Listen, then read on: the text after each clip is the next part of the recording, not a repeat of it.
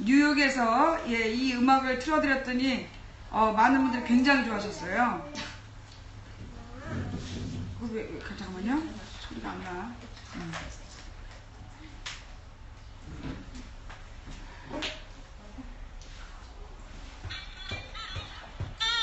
안녕하세요, 안녕하세요. 서울 도봉구 창동 사는 불량주부 망치 부인이 오늘은 이곳 성주 삼동 수영원 삼동 면수원에서 우리 성주 수다방을 진행하게 되었습니다. 어서 오세요, 어서 오세요. 반갑습니다. 예, 반갑습니다. 자, 여러분 지금 이곳에 와 계신 분들 좀 보여드릴게요. 네, 얼굴 안 나와야 되면 얼굴 가리시고, 어떻게, 자, 네, 이런 분위기예요. 네, 지금, 네, 얼굴 나오니까 막 두려워서, 얼굴 나오시면 안 되는 거예요? 안 이쁠까봐 저보다 훨씬 이쁘거든요. 자, 지금 제가 와 있는 이곳은요, 원불교, 여기가 수련원이죠. 네. 그러니까 이제 아무래도 이 사드 문제, 사드로 인해서 직격탄 피해를 보시는 분들이 여기 원불교 성지 분들이기 때문에, 이 원불교에서 저에게 숙소도 땅값을 빌려주시고, 그리고 오늘 이 모임 장소도 빌려주셨습니다. 그래서 오늘 이곳에서 성주 수다방을 진행하게 되었습니다. 감사합니다. 감사합니다. 네, 오늘 장소를 빌려주신 우리 원불교 관계자분들께 진심으로 감사를 드리면서, 제가 이렇게 공식적으로 이렇게 공간을 마련해가지고, 싫대. 시끄러. 엄마랑 있어야 돼, 엄마랑. 엄마랑 있어야지. 엄마랑 있어, 엄마랑. 네. 화장실 가시게요? 저희 신랑이 이 끝났을 때 데리러 네, 다녀오세요. 자, 우리 원불교 관계자분들께 다시 한번 감사를 드리면서, 제가 뭐 개신자인데 원불교 무슨 공간에 와도 되냐, 누가 그런 말씀들을 하시더라고요. 제가 늘 얘기했지만 모든 종교는 통하게 되어 있다. 그래서 저는 가난하고 어려운 처지에 있는 사람들을 돌보는 모든 종교는 하나님의 뜻에 따르는 종교다라고 생각합니다. 지금 특히 이제 이 원불교에서 여기 성주의 사드 배치 반대 운동을 굉장히 적극적으로 같이 하시는 거죠. 그래서 저는 감사하고 기쁜 마음으로 이곳에 와서 이렇게 방송을 하고 있습니다. 시비 걸면 강퇴야. 블랙이고. 죄송합니다. 떨려.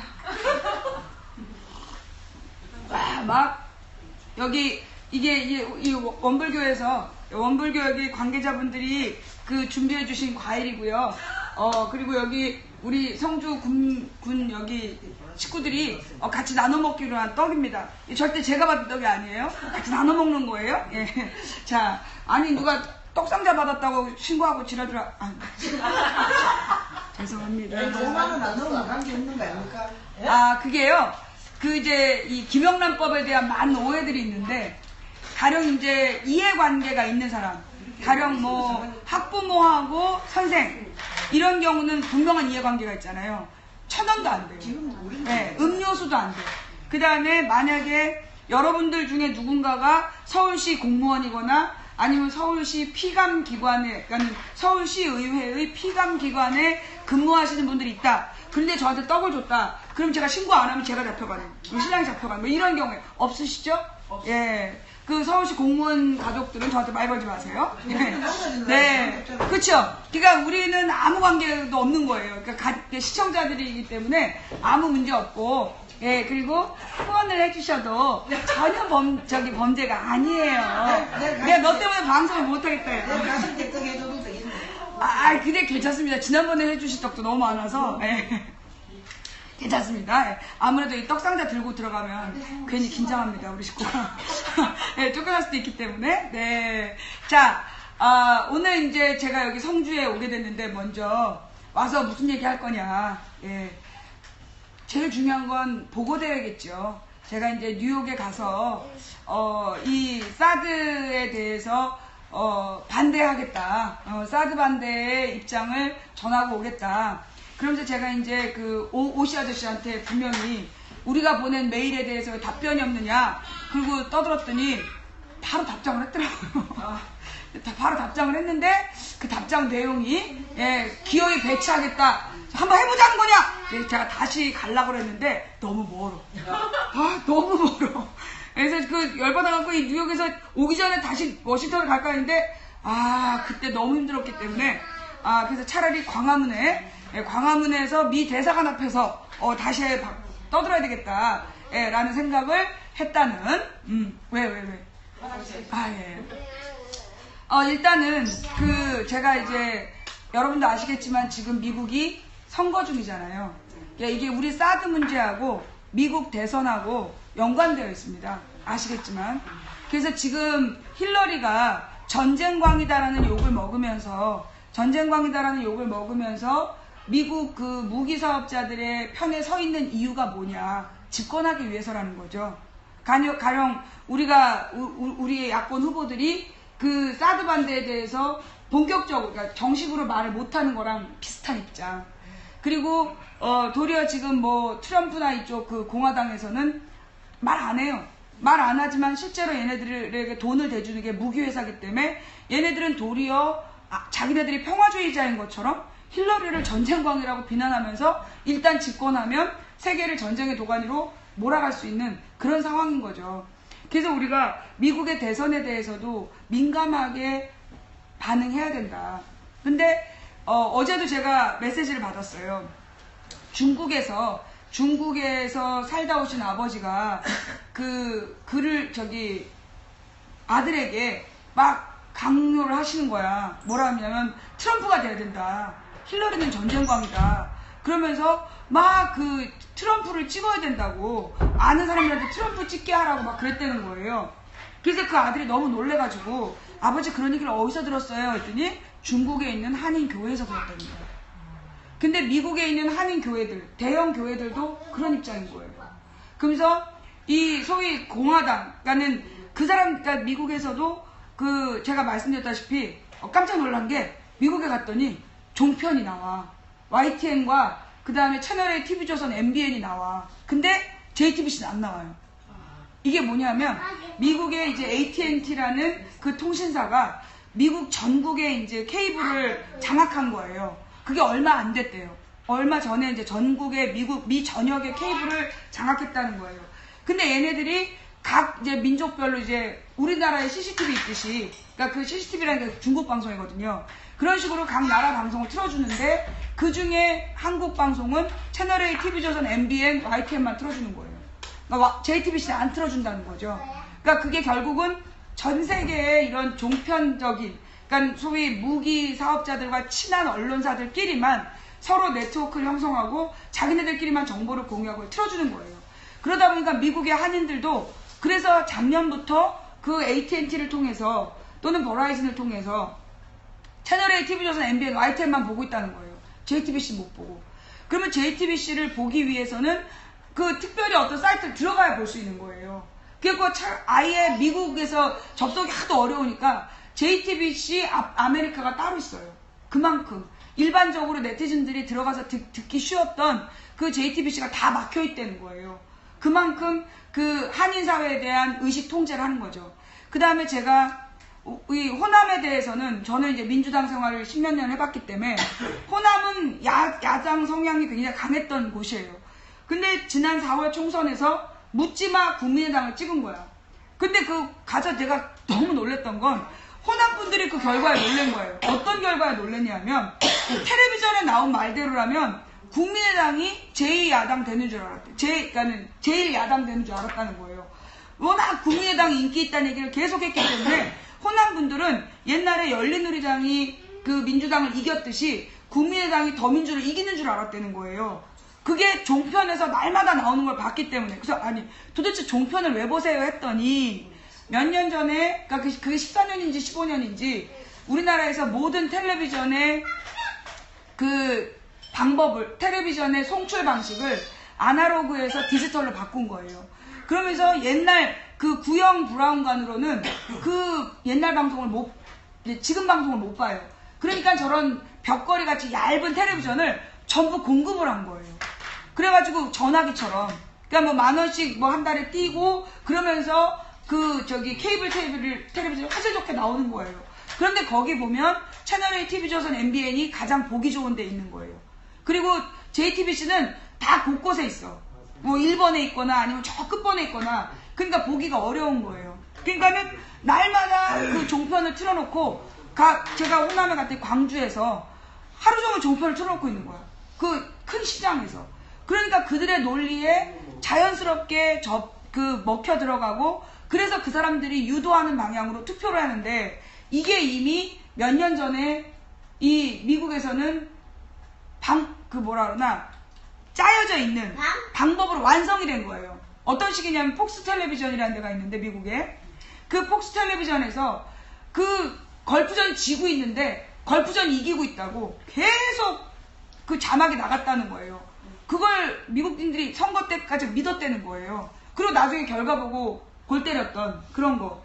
이게 옛날에 언제였냐면 히틀러가 2차 대전을 지고 있었는데 그 라디오 방송을 계속하면서 이기는 것처럼 히틀러가 계속 이기고 있다. 독일이 계속 이기고 있다.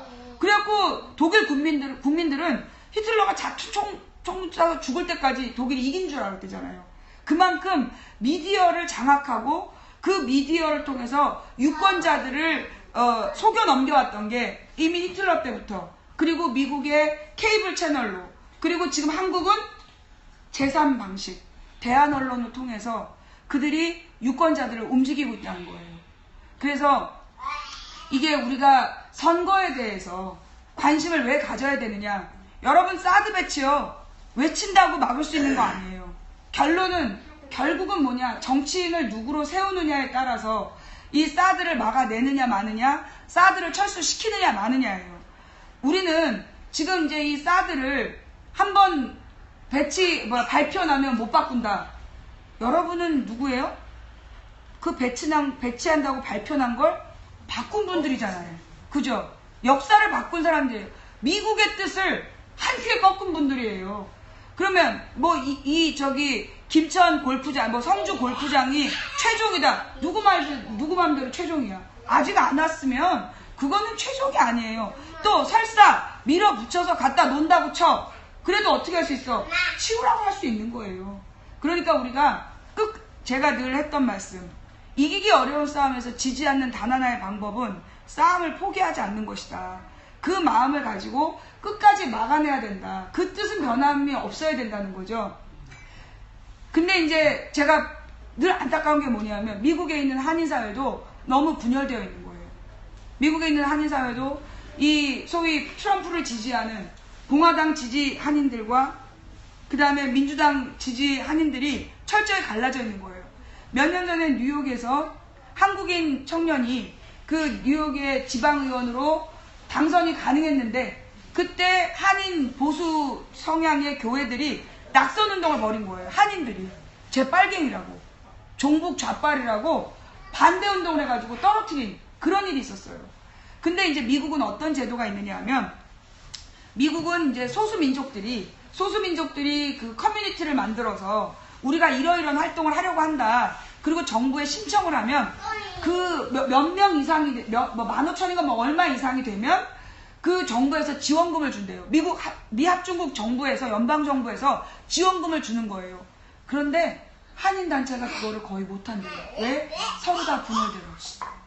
서로 그 몇 명을 못 채워갖고 분열되어 있는 바람에, 그래서 그 보조금을 못 받고 있다는 거예요.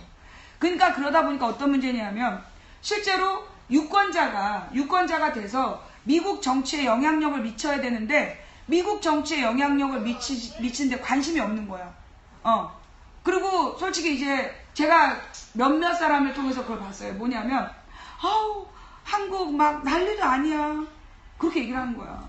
그래서 이제 한국이 이제 박근혜 때문에 골치 아프지 뭐 이런 식인 거죠. 한국 정치 너무 골치 아프더라. 근데 그 말 끝에 뭐가 있냐면, 나는 미국인이야. 연병. 좌우지간 그런 게 딱 베이스로 깔려 있는 거예요. 자기네들은 미국인인데 너네는 한국에서 개고생한다. 어찌나 배알이 꼴리는지. 아유 뭐 미국도 별거 없습니다. 트럼프가 대통령 후보면서. 그랬더니만 표정들이 다 암울해지가. 그래도 우리 박근혜가 트럼프보단 나아요. 그랬더니만 사람들이 뭐 그다지 나을 게 없다는 거야. 그래서 내가 트럼프처럼 성폭행을 안 하고 다니잖아요. 내가 그랬다니까. 하도 열받아가지고 어찌나 막 한국은 불쌍하다는 둥. 그러면서 한국을 얕잡아 보고 말이에요. 그러면서 이 사람들이 자기네가 이민 가기 전 그때 막 푸세식 화장실 쓰고 막 콜레라 유행하던. 근데 콜레라가 올여름에 유행하긴 했어. 그게 조금 자존심 상하긴 하는데, 그러니까 지금 미국인들은 자기들이 조국을 떠나던 그 시절에 한국에 머물고 있는 줄 알더라고요. 그러면서 아프리카 TV를 볼 수 없는 게, 미국에서 아프리카 TV를 볼 수 없는 게 아프리카 TV의 문제인 것처럼 막 얘기를 한 거야. 그래서 제가 그랬죠. 니네 인터넷 회선이 나빠서 안 되는 거야. 여러분, 제가 미국을 갔는데요. 아프리카 방송을 못해요. 실내에 들어가면 계속 돌아요. 이렇게 끊기지 않고 실내에서 방송할 수 있는 나라, 이거 우리나라밖에 없어요. 너무 기가 막히는 거예요. 그러면서 그 나라는, 그러니까 그 동네에 가서 와이파이에 연결을 하면 인터넷에 뭐 트위터라든가 이런 건 할 수 있어요. 근데 우리 아프리카 방송은 못 하는 거야. 근데 우리 같은 경우에는 이 유심칩을 꽂아가지고 어디서나 방송할 수 있잖아요. 그만큼 잘 돼 있잖아. 그게 왜 그러냐면 우리는 좁은 동네에 뽀글뽀글 모여 살기 때문에, 그러니까 이 이용자가 많으니까 투자를 다 한 거예요. 물론 이 투자의 시작은 누구였냐? 김대중 대통령이에요. 전 세계에서 인터넷을 국가 차원에서 광랜을 깔아준 건 김대중 대통령이 유일했어요. 그래서 김대중 대통령이 전국에 광랜을 깔아서 그 90년대 말에 세계에서는 광랜이 뭔지도 모를 때, 그때 100메가짜리 광랜을 전국에 깔아준 거예요. 그리고 가난한 아이들에게 국민 컴퓨터를 보급을 해서 인터넷 문화를 발전시킨 거죠. 그래서 우리나라가 소위 그 인터넷 쇼핑몰에 가장 앞선 나라가 됐고, 그 다음에 우리 청년들이 프로그래밍이나 이런 걸 굉장히 열심히 잘해서 굉장히 잘 나갔던 거예요. 그걸 하루아침에 망가뜨린 게 이명박 대통령. 이명박 대통령이 되자마자 한 게 뭐냐면 쇼핑몰 운영자들한테 세금을 때려 매긴 거예요. 엄청 많은. 그래서 쇼핑몰들이 잘 나가던 개인 쇼핑몰들이 다 망하고, 지금은 소위 대기업에서 운영하는 쇼핑몰들만 남아있는 거예요. 그래서 어떻게 보면 그 당시에 유행했던 말, 노무현 대통령, 김대중 대통령이 광랜을 깔고 노무현 대통령 때 이 인터넷 쇼핑몰을 운영을 해서 스몰 오피스, 홈 오피스라는 게 유행을 했어요. 소호라고. 그때는 청년들이 아이디어만 있고 자기가 홍보만 잘하면 대박을 날 수 있는, 대박 쇼핑몰을 운영할 수 있었어요. 그런데 지금은 불가능해요. 왜냐하면 대기업 쇼핑몰에 뜯기고 그 수수료 내야 되고, 그 다음에 모든 돈의 흐름이 정부에서 다 감시되기 때문에 세금 때려맞고, 그러다 보니까 쇼핑몰 운영해갖고 돈 벌기가 어려워진 거죠. 그래놓고 청년들이 스스로 노력을 안 한다고, 그래서 일자리가 없다고 그러고 있는 거예요. 근데 사실 미국 가보면 그런 환경에서도 쇼핑몰들이 뜯기다. 그런 환경에서도 그러면서 막 새로운 막 분야인 것처럼들 열심히들 하고 있는데, 그런 걸 보면서 느끼는 게, 우리는 어쩌면 굉장히 빨리 달려갔는데, 굉장히 앞서서 달려갔는데 대통령 잘못 뽑는 바람에 그 앞서 나간 그 모든 걸 다 잃어버린 거예요. 그리고 지금 오늘에 이르게 된 거죠. 제가 며칠 전에 꿈을 꿨어요. 어저께 새벽이야. 어제 새벽에 꿈을 꾸는데 갑자기 한 4시 50분인가 봐요. 꿈속에서 그러는 거야. 트럼프는 통제 불능 대통령 후보이고 힐러리는 통제 가능한 대통령 후보다. 그래서 통제 가능한 힐러리를 뽑아야 되는 거야 라고 남자 목소리를 들리는 거예요. 벌떡 일어나고 메모지에다 적었어요. 그리고 나니까 5시에 알람이 울리더라고요. 제가 새벽에 5시에 일어나서 새벽 기도를 하는데 알람이 울리는 거예요. 그러면서 그 통제 가능한 권력이라는 거, 그게 우리가 민주주의를 통해서 만들어야 될 시스템이다. 무슨 얘기냐? 사실 우리 국민들이 정치인 그러면 어떤 정치인 좋아해요? 사이다 발언. 그죠? 잘생기고 말 잘하는 정치인 좋아하잖아요. 그러면서 카리스마가 있다고 그래. 그러면서 막 축혀 세워주고 몰려다니고. 그런데 정치인은요, 말로 정치하는 게 아니에요. 말은 아무 때나 할 수 있어요. 아주 화려하게 말 잘하는 사람 치고 저는 이제까지 책임진 사람 한 명도 못 봤어요. 저는 제 나이 6살 때부터 뉴스를 봤고, 그리고 이 20살 때부터 민주화운동을 했고, 28살 때부터 당원활동을 했어요. 그러면서 소위 이 시사와 그 다음에 이 한국의 정치와 그리고 정치인에 대해서 우리나라에 있는 웬만한 주부들보다는 많이 봤다고 생각해요. 물론 많은 주부들이 정당 활동을 해서 지역 정치인들은 잘 알 수 있어요. 근데 저 같은 경우에는 2004년부터 2007년까지 여의도에서 활동을 하면서 그때 전국 그러니까 열린우리당 152명의 국회의원들을 거의 옆에서 지켜보게 된 거예요. 그러니까 이 사람들이 그 보좌관들이 술 먹고 밥 먹고 막 술집에서 지들끼리 떠드는 말들, 이런 말들을 늘상 들은 거예요. 그래서 어떤 정치인이 진짜 정치인지를 보게 된 거죠. 카메라 앞에서는 화려하게 말 잘하고 누구보다도 약자 편인 사람이 카메라 꺼지면 막 소리 지르고 국회의원실에서 일하는 사람들한테 윽박 지르고 종부리듯 하고 그런 국회의원들도 있고, 그 카메라 앞에서는 그냥 너무 겸손한데 카메라 딱 꺼지면 아주 개소리가 줄줄줄 나오는 그런 정치인들 명단 제가 다 알아요. 근데 그거 명단 공개하면 또 고소할까봐 내가 또 이 감옥을 가도 사실적시로 가는 사람이라, 이게 또 사실적시를 명예훼손, 또 사실적시도 명예훼손 되거든요. 그래서 내가 말을 못하는데 너네들 내가 니네 과거 다 알아. 아유 내가 진짜 좌우지간. 그래서 제가 그러니까는 정치인을 보는 눈이 남들보다 발달한 게 아닐까라는 생각이 들어요. 근데 많은 사람들이 그랬어요. 정치를 하다 보면 다 그래, 정치인들이 다 똑같지 뭐 라고 얘기해요. 아니에요. 제가 김근태라는 인기 더럽게 없는, 말도 더럽게 못하고 키도 작고 못생긴 우리 김근태라는 국회의원 아저씨를 10몇 년 동안을 옆에서 지켜봤어요. 돌아가실 때까지 20년을 지켜봤는데, 그 2014년이니까 18년이죠. 근데 우리 김근태 아저씨를 제가 이렇게 돌아보면서 느끼는 게 뭐냐, 저게 책임지는 정치다. 이 김근태라는 사람은요 정말 인기가 없었어요. 왜 인기가 없냐, 기자들이 질문을 해요. 그러면 그 질문에 대한 답변이 나오는데 한참 걸려. 머릿속으로 바둑한판을 두는 거야. 내가 이렇게 대답하면 제가 저렇게 얘기할 거고, 한나라당은 이렇게 얘기할 거고, 한나라당 누구는 뭐라고 얘기할 건데, 이 부분에 대해서 누군가 이렇게 얘기할 거고, 이렇게 해서 이렇게 될 때까지 하면 내가 뭐라고 대답해야 되겠다 해서 대답을 하려고 보면 기자들 다 갔어. 그래갖고 김근태 의원이 하는 말을 아무도 몰라. 그리고 나중에 지들끼리 그냥 상상해서 써 답변을. 그러다 보니까 김근태라는 사람이 얘기한 거는 전부 다 배가 산으로 간 거예요. 그래서 느낀 게 뭐냐, 그런데 김근태라는 사람이 왜 말 한마디를 조심했느냐, 정치는 책임이다. 저는 그걸 배웠어요. 정치는 책임이다. 정치라는 건 말로 떠드는 게 아니고 선포하는 게 아니다. 그건 운동권들이 하는 거고, 정치는 책임이다. 자기 말에 책임을 지는 게 정치다. 또 그 사이다 발언들 좋아해요.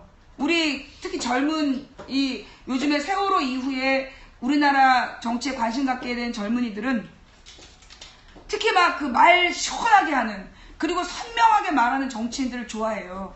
근데 저는 그런 사람은 저처럼 인터넷 방송해야 된다고 생각해요. 제가 왜 정치하지 않느냐, 하고 싶은 말 다 하려고. 원래 정치인은 어때야 되느냐면 하고 싶은 말이 있어도 참아야 되죠. 하고 싶은 마음이 굴뚝 같아도 다 참고 일을 되게 해야 되는 게 정치인이에요. 그거 하라고 월급 받는 거잖아요.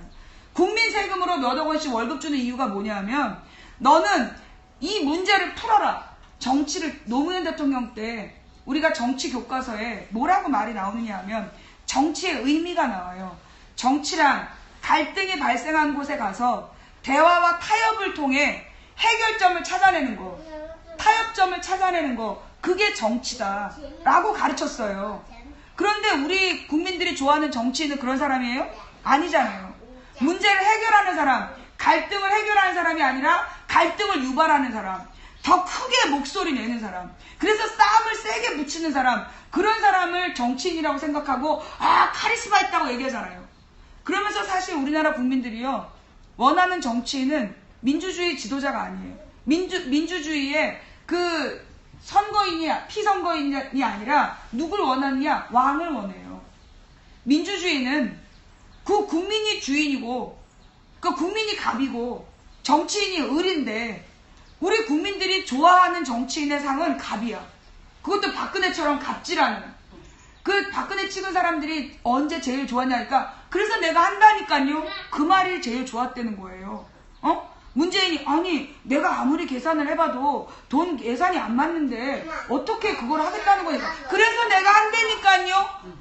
그럴 때 서울에 있는 우리 같은 사람들이 기가 막혔어요. 그런데 박근혜를 지지한 모든 사람들이 카리스마 있네, 해낼 거야. 그래서 우리가 지금 이 모양 이 꼴이 된 거죠. 사드 불송에. 예. 그러니까 우리가 정치인을, 그러니까 어느 나라나 그 나라 정치인은 그 나라 국민의 수준을 반영한단 말이 있어요.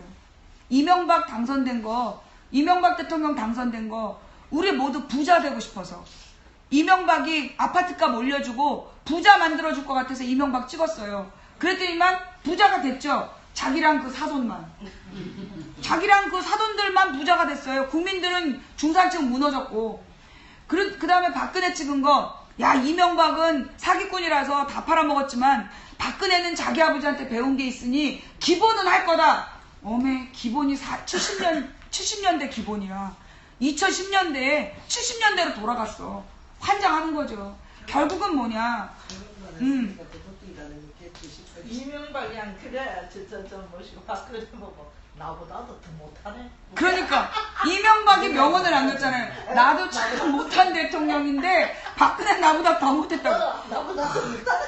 자기네들끼리 디스하는데 정말 암담해.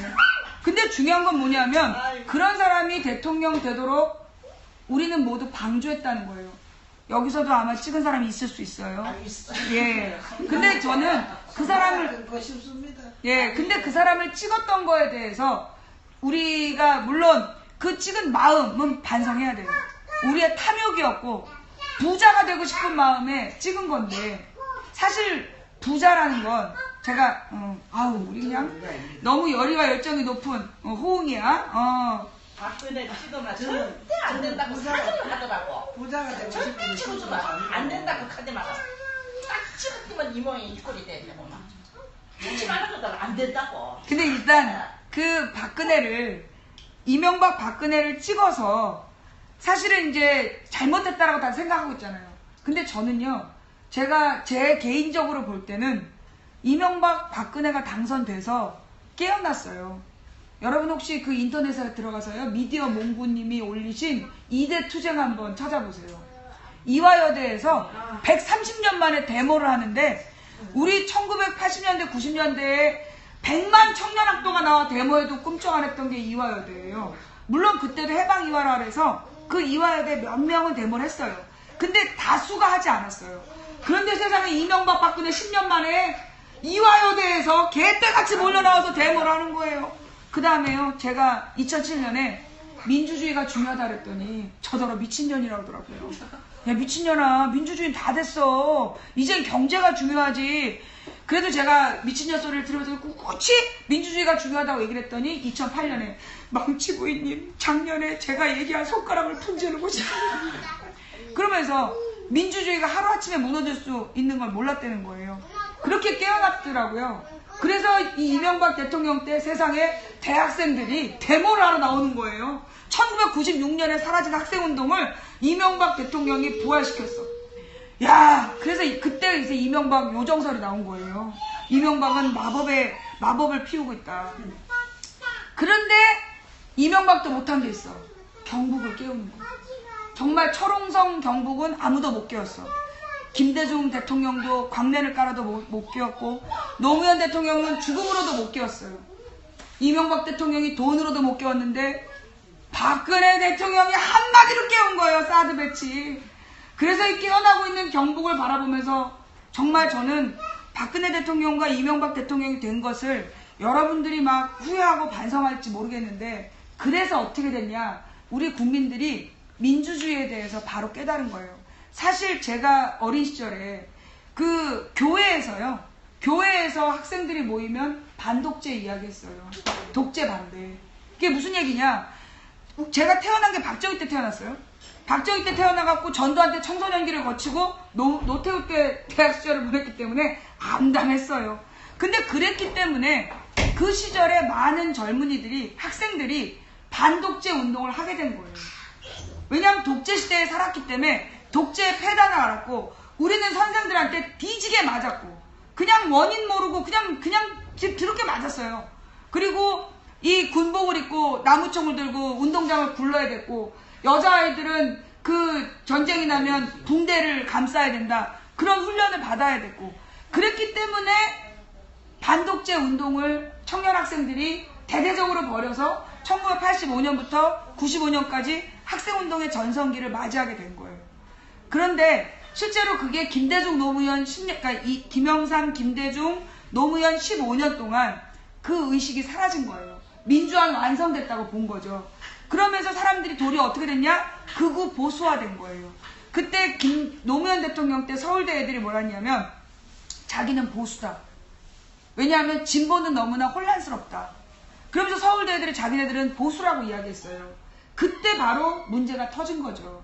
그러니까 많은 젊은 지식인들이 자기네들은 진보가 아니라 보수의 길을 걷겠다. 그러면서 진보 세력은 혼란스럽다, 시끄럽다 라고 얘기하면서 보수를 선택한 거예요. 그래서 이명박을 지지한 사람 중에 젊은 청년들이 많았어요. 박근혜를 지지한 청년들이 약간 꼴통스러운 애들이었다면 이명박을 찍었던 건 청년 중에 한 40% 돼요. 거짓말 안 하고. 청년들 투표한 애들 중에 40%가 이명박을 찍었어요. 왜 찍었냐? 김대중 노무현 정부 10년 동안 너무 시끄럽더라. 그리고 강한 카리스마로 그 상대방을 찍어 누르지 못하더라. 차라리 시끄럽지 않게 실용적으로 가자. 실리를 추구하겠다. 그래서 발전하는 대통령을 뽑겠다. 그래서 이명박에 청년들이 투표한 거예요. 그리고 나서 1년 만에 깨달았죠. 어머, 그게 잘못된 거구나. 근데 그때 깨닫고 이 박근혜 때는 투표 안 한 애들이 많아요. 그런데 그리고 이제 노무현 대통령, 문재인 후보로 한 20%가 넘어갔죠. 그리고 20%는 여전히 박근혜를 찍었어요. 그 20%가 누구냐? 얘네들의 성장 배경이 기본적으로 안 좋아요. 가정 환경이 좋지 않고, 교육 조건이 좋지 않고, 그리고 무엇보다 분노가 가득한 애들이야. 그런 애들이 박근혜를 찍었어요. 박근혜를 찍은 건 뭐냐? 그 약간 그런 친구들을 다가가는 손길이 있었어요. 옛날에도 보면 우리 아프리카에서도 방송을 할 때 이제 게임을 막 하고 있으면 그 애들 말투로 말을 거는 거야. 누구야, 밥 먹었니? 근데 그 말 한마디에 애들이 무너져 내린 거예요. 왜냐하면 엄마 아빠가 얘네들 학원비 벌러 나가가지고 밤늦게까지 자영업 하느라고 애들을 돌봐주지를 못한 거예요. 그러니까 애들이 돈은 있고 피자 사 먹고 통닭 사 먹고 아니면 친구들이랑 술 마시고 담배 피고 그러면서 막 시발시발 하면서 게임하고 있는데 누구도 밥 먹었니라고 물어봐 주질 않는 거예요. 왜요? 항상 밥때가 제일 바빠, 장사는. 그런 애들이 늘 괴로워하고, 그러니까 자기도 모르는 외로움에 젖어 있다가 누구야, 밥 먹었니? 그 한마디에 애들이 무너져 내린 거예요. 그렇게 애들을 후려가지고 가서 악플 달아라 시킨 거예요. 그럼 얘네들은 어차피 우리가 늘상 하는 욕이니까 따라다니면서 같이 욕한 거예요. 걔네들이 커서 결국은 박근혜 지지하는 청년 모임들이 된 거예요. 그래서 그들이 지금도 욕지거리 하고 다니고 그냥 말만 하면 욕이 나오는 거예요. 결국 박근혜를 당선시킨 그 주역 중에 한 축을 담당하게 된 건데, 결국은 그 청년들도 나쁜 놈이고 잘못된 애들이 아니라 희생자들이죠. 우리들이 아이들을 잘못 키운 거예요. 결론은 뭐냐면 우리는 모두 돈에 눈이 어두웠어요. 부자로 돌아가서. 부자라는 게 뭐냐? 남보다 더 가진 자예요. 근데 우리는 남보다 더 가지려는 것을 이상으로 삼았고 그게 부끄러운 줄 몰랐어요. 방송에서 김정은이 빨간 코트를 입고 BC카드 선전할 때 부자 되세요! 그러면 나도 부자 되는 줄 알고 그때 다 같이 빨간 지갑 선물하면서 새 돈만 나오면 빨간 지갑을 선물하면서 부자 되세요를 덕담으로. 그런데 부자 되세요의 부자는 뭐냐? 남보다 더 가진 자예요. 그럼 남보다 더 가지려면 어떻게 해야 돼? 남보다 더 노력하면 되죠. 그런데 이 부자라는 이름에 딱 맞는 한 인물이 있었으니 얼마 전 페이스북에 부자도 능력이다 라고 얘기를 해서 온 국민의 욕을 바가지로 먹고 있는, 제가 볼 때 그거는요 천연 장수 비법이에요. 욕을 많이 쳐먹었고 오래 살려고. 제가 많은 사람들이 저 몸 걱정을 하세요. 망치님 그러다 걱정돼요. 저 150년은 살 거예요. 욕을 하도 많이 먹어가지고 내가 150년 살 거야. 내가 볼 때 부자도 실력이라고 얘기한 정모양은 그거 저기예요. 욕 많이 먹고 오래 살려는 그 동안을 유지하려는 비법인 것 같아. 그렇다기보다 좌우지간 이 부자라는 거 우리들 스스로 반성을 해야 된다는 거죠. 우리 사회가 이렇게 무너져 내린 건 결국 우리 모두가 한 마음으로 부자가 되려고 했기 때문에, 그래서 박근혜 이명박 같은 대통령을 뽑고, 그리고 민주주의가 무너져 내리고 지금 많은 노인들이 고통을 당하고 여러분의 평화로운 마을이 정말 열심히 살아온 여러분들이 하루아침에 쑥대밭에 전쟁터에 놓이게 되는 이 모든 일의 출발은 어디였냐? 우리의 탐욕이었다. 부자가 되는 것을 부끄럽게 여기지 않았던. 근데 사실 그 부자라는 건 남의 것을 뺏는 거예요. 남의 것을 뺏어야만 되는 게 부자예요. 그래서 우리는 부자가 되려고 하기보다 나누면서 살아야 되는데, 우리는 나누면서 살면 등신, 그리고 가난은 나라님도 구제 못한다, 그리고 퍼주는 것들은 등신, 그런 걸 아이들에게 교육한 거 아닌가. 그래서 친구를 사귈 때도 너보다 잘난 애랑 사귀어야 된다, 너보다 공부 잘하는 애랑 사귀어라, 너보다 조건 좋은 애랑 사귀어라 라고 이야기하고 있는 거 아닌가. 그래서 결국 아이들은 결국 여러분의 자녀가 늘 그 친구들 무리에서 꼴등하는 거예요. 그 자녀가 가질 수 있는 건 열등감밖에 없어. 우리는 아이들을 그렇게 키웠다는 거죠. 그게 결국 우리가 잘못 아이들을 키웠고, 그 잘못 키운 덕분에 우리 사회가 이렇게 망가져가고, 그 다음에 더 이상 이 땅에 희망은 없다. 그래서 더 이상 애를 안 낳게 된 거예요. 그래서 우리 사회가 점점 더 어두워진 거죠. 서울에는요, 물론 이제 지방은 오래됐다 그러는데, 원래 우리 동네에, 제가 살고 있는 동네가 소위 그 강북에서 잘 나가는 동네였어요. 그래갖고 초등학교가 9반까지 애들이 받았던 반인데 2반, 3반밖에 이제 안 나와요. 어느 동네는 신입생이 8명이래요. 그러면 이제 초등학교들이 사라지고 있는 거예요. 그러면 지금 초등학교 1학년이 8살이면 17년 뒤면 얘네들이 돈 벌어야 될 때예요. 그럼 걔네들이 돈 벌어서 건강보험료를 내야 여러분들이 건강보험 혜택을 받는 거예요. 그런데 그 애들의 숫자가 사라지고 있는 거예요. 그 사라진 이유가 뭐냐? 전부 다 같이 황제 교육을 시키는데 돈이 모자라서. 내 자식은 황제처럼 키우고 싶은데 그 돈이 모자라서 애들을 안 낳는 거예요. 그 결과 황제들만 만들어졌냐? 근데 황제처럼 키우면 뭐예요? 내가 황제가 아닌데. 정유라가 하는 말 봐봐. 부자도 능력이라고. 부모 잘 얻어 태어나는 것도 능력이라는데, 우리가 걔네들이랑 경쟁해서 어떻게 이기냐고요. 제가 옛날에 학원 강사를 할 때 누가 학원 강사한테 가외를 요구를 하는 거예요. 그러면서 이제 사회과목 강사를 부탁을 하는데 그 선생님이 그러는 거야. 100만 원을 받아요. 그게 20년 전이에요. 아니야, 20 몇 년 전이야. 25년 전이야. 25년 전에 100만 원을 한 과목에 요구를 하라는 거야. 일주일에 한 번 가는데. 근데 난 양심적으로 그렇게 못하겠다. 그래서 제가 60만 원을 받았어요. 그랬더니 그 부모가 오렌지 주스를 주더라고요. 어머, 오렌지 주스를 막 받아 먹었어요. 그런데 얘가 딱 한 달 만에 100점을 맞았어요. 그러니까 나오는 물이 오렌지 주스가 아니야. 놀이끼리한 물이 나오는데 씁쓸해. 지금 보니까 그게 홍산물이야. 예, 그러니까는 60만 원짜리 강사는 오렌지 주스 주고 그 100점을 한번 딱 맞으니까 걔가 태어나서 그 사회과목 100점 처음 맞았다는 거예요. 항상 40점, 50점 맞았던 애인데 100점 맞으니까 홍산물이 나오더라고요. 그래서 너는 몇 과목을 하니? 집으로 오시는 분이 한 7, 8분? 그래서 7, 8명 중에 100만 원짜리가 싼 선생, 60만 원은 최저가였던 거야. 그리고 그 국어 영어 선생들은 따로 있는 거야. 분야별로 따로 있고, 그러니까 분야별로 따로 있으니까 국어 한 과목에 2, 300, 수학 한 과목에 2, 300. 걔 하나가 쓰는 게 천몇백만 원을 가회비로 한 달에 쓰고 있었어요. 우리가 그런 애들이랑 경쟁해서 이길 수가 없어요. 그런 사회를 우리가 용인해 왔기 때문에 그렇게 공부한 애들이랑 실력으로 지금 이대생들이 왜 열받은 거예요?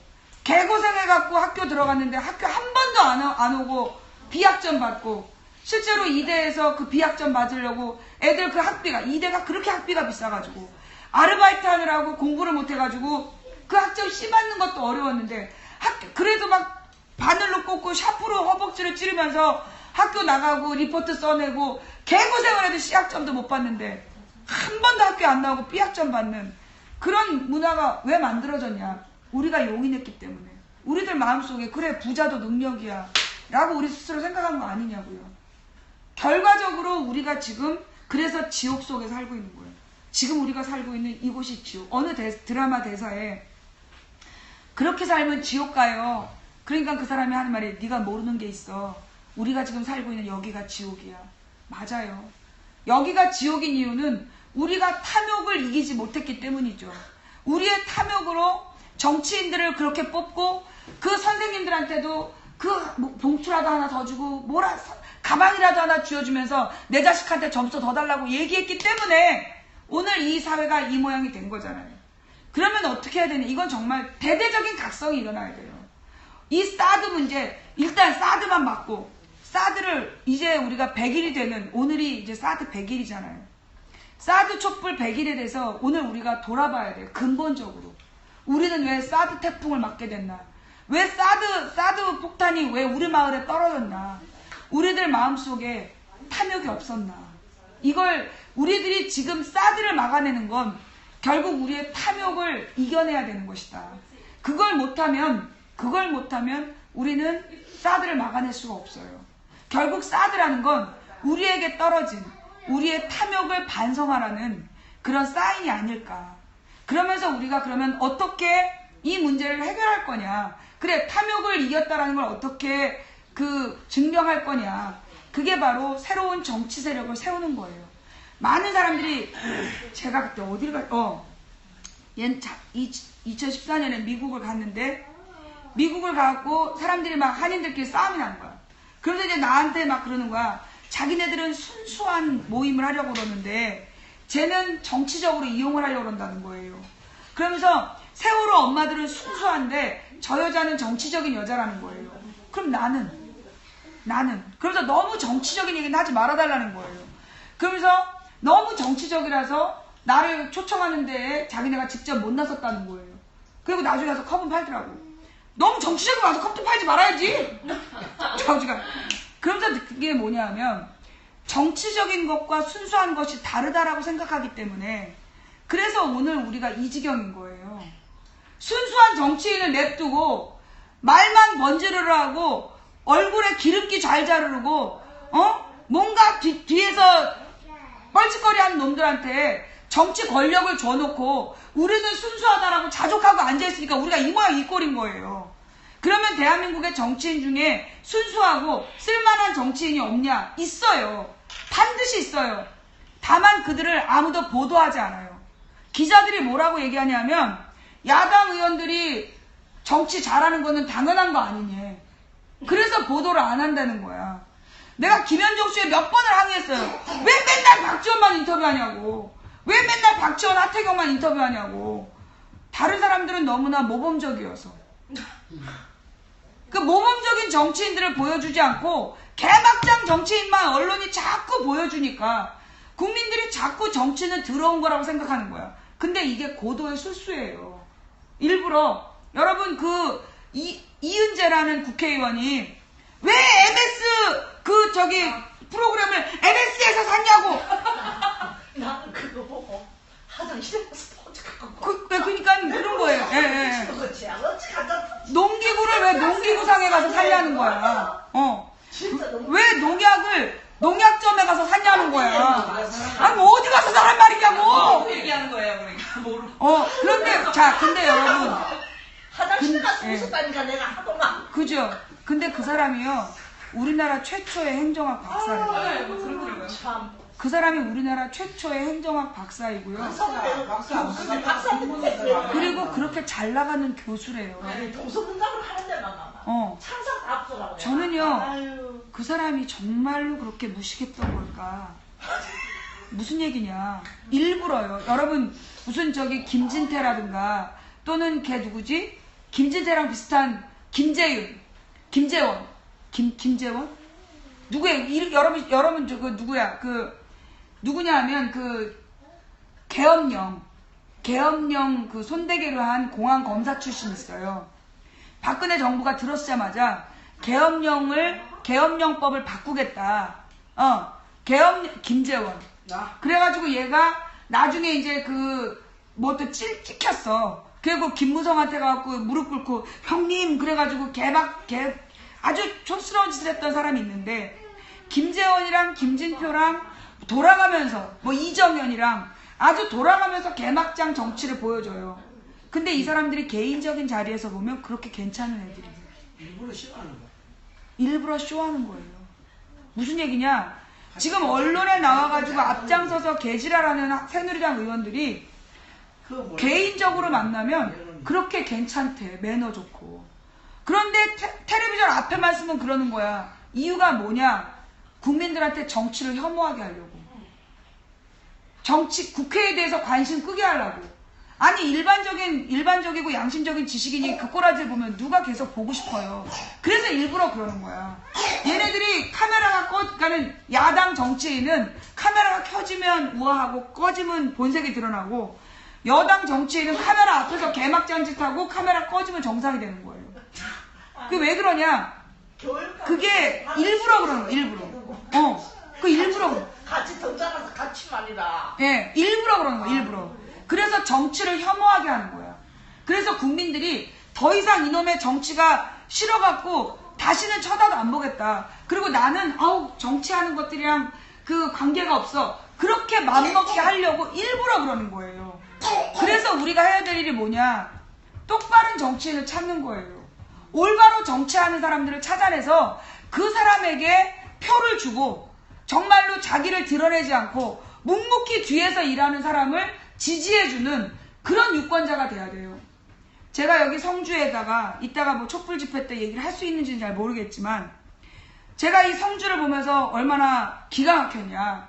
여러분 저한테 어느 날 백현숙 씨가 와주세요라고 쪽지를 보낸 날, 그때가 언제였냐? 팩트TV가 날마다 와서 여기서 방송을 했어요. 근데 아무도 관심이 없는 거야. 성주 것들 박근혜 제일 많이 찍었잖아. 그러면서 성주 군민들이 막 깨어나고 있다고 얘기해도 관심 없었잖아요. 그때 제가 여기 왔어요. 그리고 성주 집회에 참여를 했고, 그때도 사람들이 저한테 성주 왜 가냐 그랬어요. 벌 받아야 된다는 나쁜 놈들도 있었죠. 그러나 제가 나는 언제나 가장 고통받는 사람들 옆에 있으러 간다. 그리고 제가 여기 왔잖아요. 그리고 와서 보니까 이 서명운동을 해야 되는데 보름이 지나도록 2만 명도 안 됐다 그랬잖아. 그래서 내가 그거를 10만 명을 만들겠다고 방송을 빌미로 해갖고, 나 방송 안 해. 나는 방송을 못한다고 오만 땡쇼를 해가지고 시청자들이 막 사돈의 팔촌 친구들까지 협박을 해가지고 10만 명 서명을 받아내는 과정 다 보셨죠. 네. 그래가지고 박수를 받고 싶은 게 아니야. 내가 그거를 9만 명 가까이 채웠을 때 김재동이라는 사람이 오더라고요. 근데 김재동의 발언이 갑자기 편집이 돼갖고 온 나라에 뿌려진 거예요. 그래서 김재동 그래서 아유 고마웠어요. 나같이 무명 인사가 그 성주 사드 반대 하는 것보다 유명 인사가 사드 반대 해주니까 힘을 좀 받겠구나. 그런데 웬걸 사드 반대는 어디로 가버리고 김재동이 남더니, 김재동이 이재명을 띄우는 걸로 김재동 콘서트, 이재명 콘서트 서로 왕래하면서 막 서로 띄워주고, 뭐 하는 거야 지금? 그 이재명 씨도 여기 왔다 갔더라고요. 무슨 얘기냐? 또 내가 죽 써서 개줬어. 근데 매번 내가 그래. 나 이제까지 항상 그랬어요. 언제나 저는 늘 죽 써서 개줬어요. 옛날에도 2007년부터 10년까지 개고생해가지고 죽 써놓으면 개들이 와서 홀딱 먹고. 좋은 일 하셨어요. 10년부터 12년까지 개고생해가지고 만들어 놓으면 개들이 와서 홀라당 먹어버리고, 그게 선주 국민이 개밥그릇 잘 챙기겠습니다. 걱정 안 마세요. 잡게 와서 한번 제가 그렇게 이제까지 죽 서서 개를 줬어요. 이제 안 줄 겁니다. 네. 무슨 얘기를 하고 싶으냐. 지금 성주에 와서 그 정치를 노리는 사람들이 있을 거다. 성주를 이용해서. 왜냐? 지금 여러분들은 촛불이 줄어들었다라고 막 속상해 하시잖아요. 근데 역사상 100일 동안 촛불을 이렇게 4만 5천 명밖에 안 되면서 100일 동안 촛불을 안 끈 동네가 없다니까요. 경주에서 단일 사안으로 100일 동안 촛불을 안 끄고 이리 쫓겨나든 저리 쫓겨나든 끝까지 안 끄고 버틴 사람들이 없다고요. 이 전북 부안투쟁이 세계의 이 반해군동에 역사적으로 남았다라면 여기 성주도 그렇게 남을 거예요. 여러분들이 지금 어마어마한 일을 하셨어요. 그렇기 때문에 성주를 이용해서 얼굴 들이밀려는 정치인들이 반드시 나올 수 있어요. 이제까지 100일 동안 촛불 들면서 밑에서 개고생한 일꾼들이 있을 겁니다. 저한테 생면부지에 저한테 망치님 와주세요 라고 했던 현숙 씨를 비롯해서 묵묵히 그냥 앉아가지고 무릎에 여기서 보니까 뭐 침침해 코에다 침칠하면서 그 리본 만들고 누가 뭐라고 그러든 알아주지 않아도 불 꺼진 군청 바닥에서 이 양초를 긁었던 그 무수한 사람들의 노력을 알로 따먹으려는 놈들이 반드시 나올 수 있어요. 그래서 군수 선거에 국회의원 선거에 이름을 내고 나오려는 자들이 반드시 있을 수 있습니다. 여러분 그런 사람들한테 자리를 주면요 그게 버릇돼요. 특히 저는 이제까지요 김대중 노무현 명함 파고 다니는 사람들을 한 번도 믿어본 적이 없어요. 왜냐 이제까지 제가 48년 동안 아니 20몇 년 동안 봤는데 김대중 노무현 명함 들고 다니는 사람 치고 쓸만한 사람 한 명도 못 봤어. 심지어 내가 감옥 간 것도 노무현 명함 갖고 있는 사람 때문에 갔어. 내가 그런 사람이에요. 그래서 내가 김대중 무슨 비서 뭐 노무현 무슨 비서 뭐 이런 말 하는 사람들 제가 여기는 없을 거라고 보는데 그런 사람들이 와서 떠들고 다니면 그런 사람들부터 잘라야 돼요.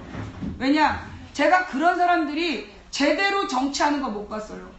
제가 아까도 얘기했지만요 언제나 제가 죽서놓으면요 와갖고 처먹는 걔네들이 들고 다니는 명함이 김대중 명함이 노무현 명함이에요. 자기네들이 가장 김대중 노무현 오른팔이었대.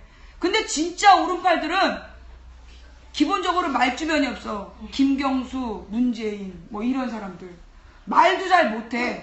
목소리도 안 내. 심지어 지난번 총선 때도 부산에 문재인이 만든 의원 후보들하고 서울에서 문재인 판 애들하고 목소리가 달랐어요. 부산에 있는 5명은 그 김종인을 그렇게 쫓아내면 안 된다고 얘기하는데 서울에서 문재인 파는 애들은 부산에 있는 문재인과 5명의 독수리 오영재 개무시하더라고요. 늘 그런 식이에요. 진짜 김대중의 사람, 진짜 문재인의 사람은요 절대 자기가 김대중 도왔다 노무현 도왔다 말 안 해요. 혹시 여러분 주변에 그 명함 파갖고 들고 다니는 애들 있으면 그 놈이 나쁜 놈이에요. 그런 놈들이 위험한 애들이에요. 걔네들이 꼭 나중에 선거 때 나와갖고 설쳐.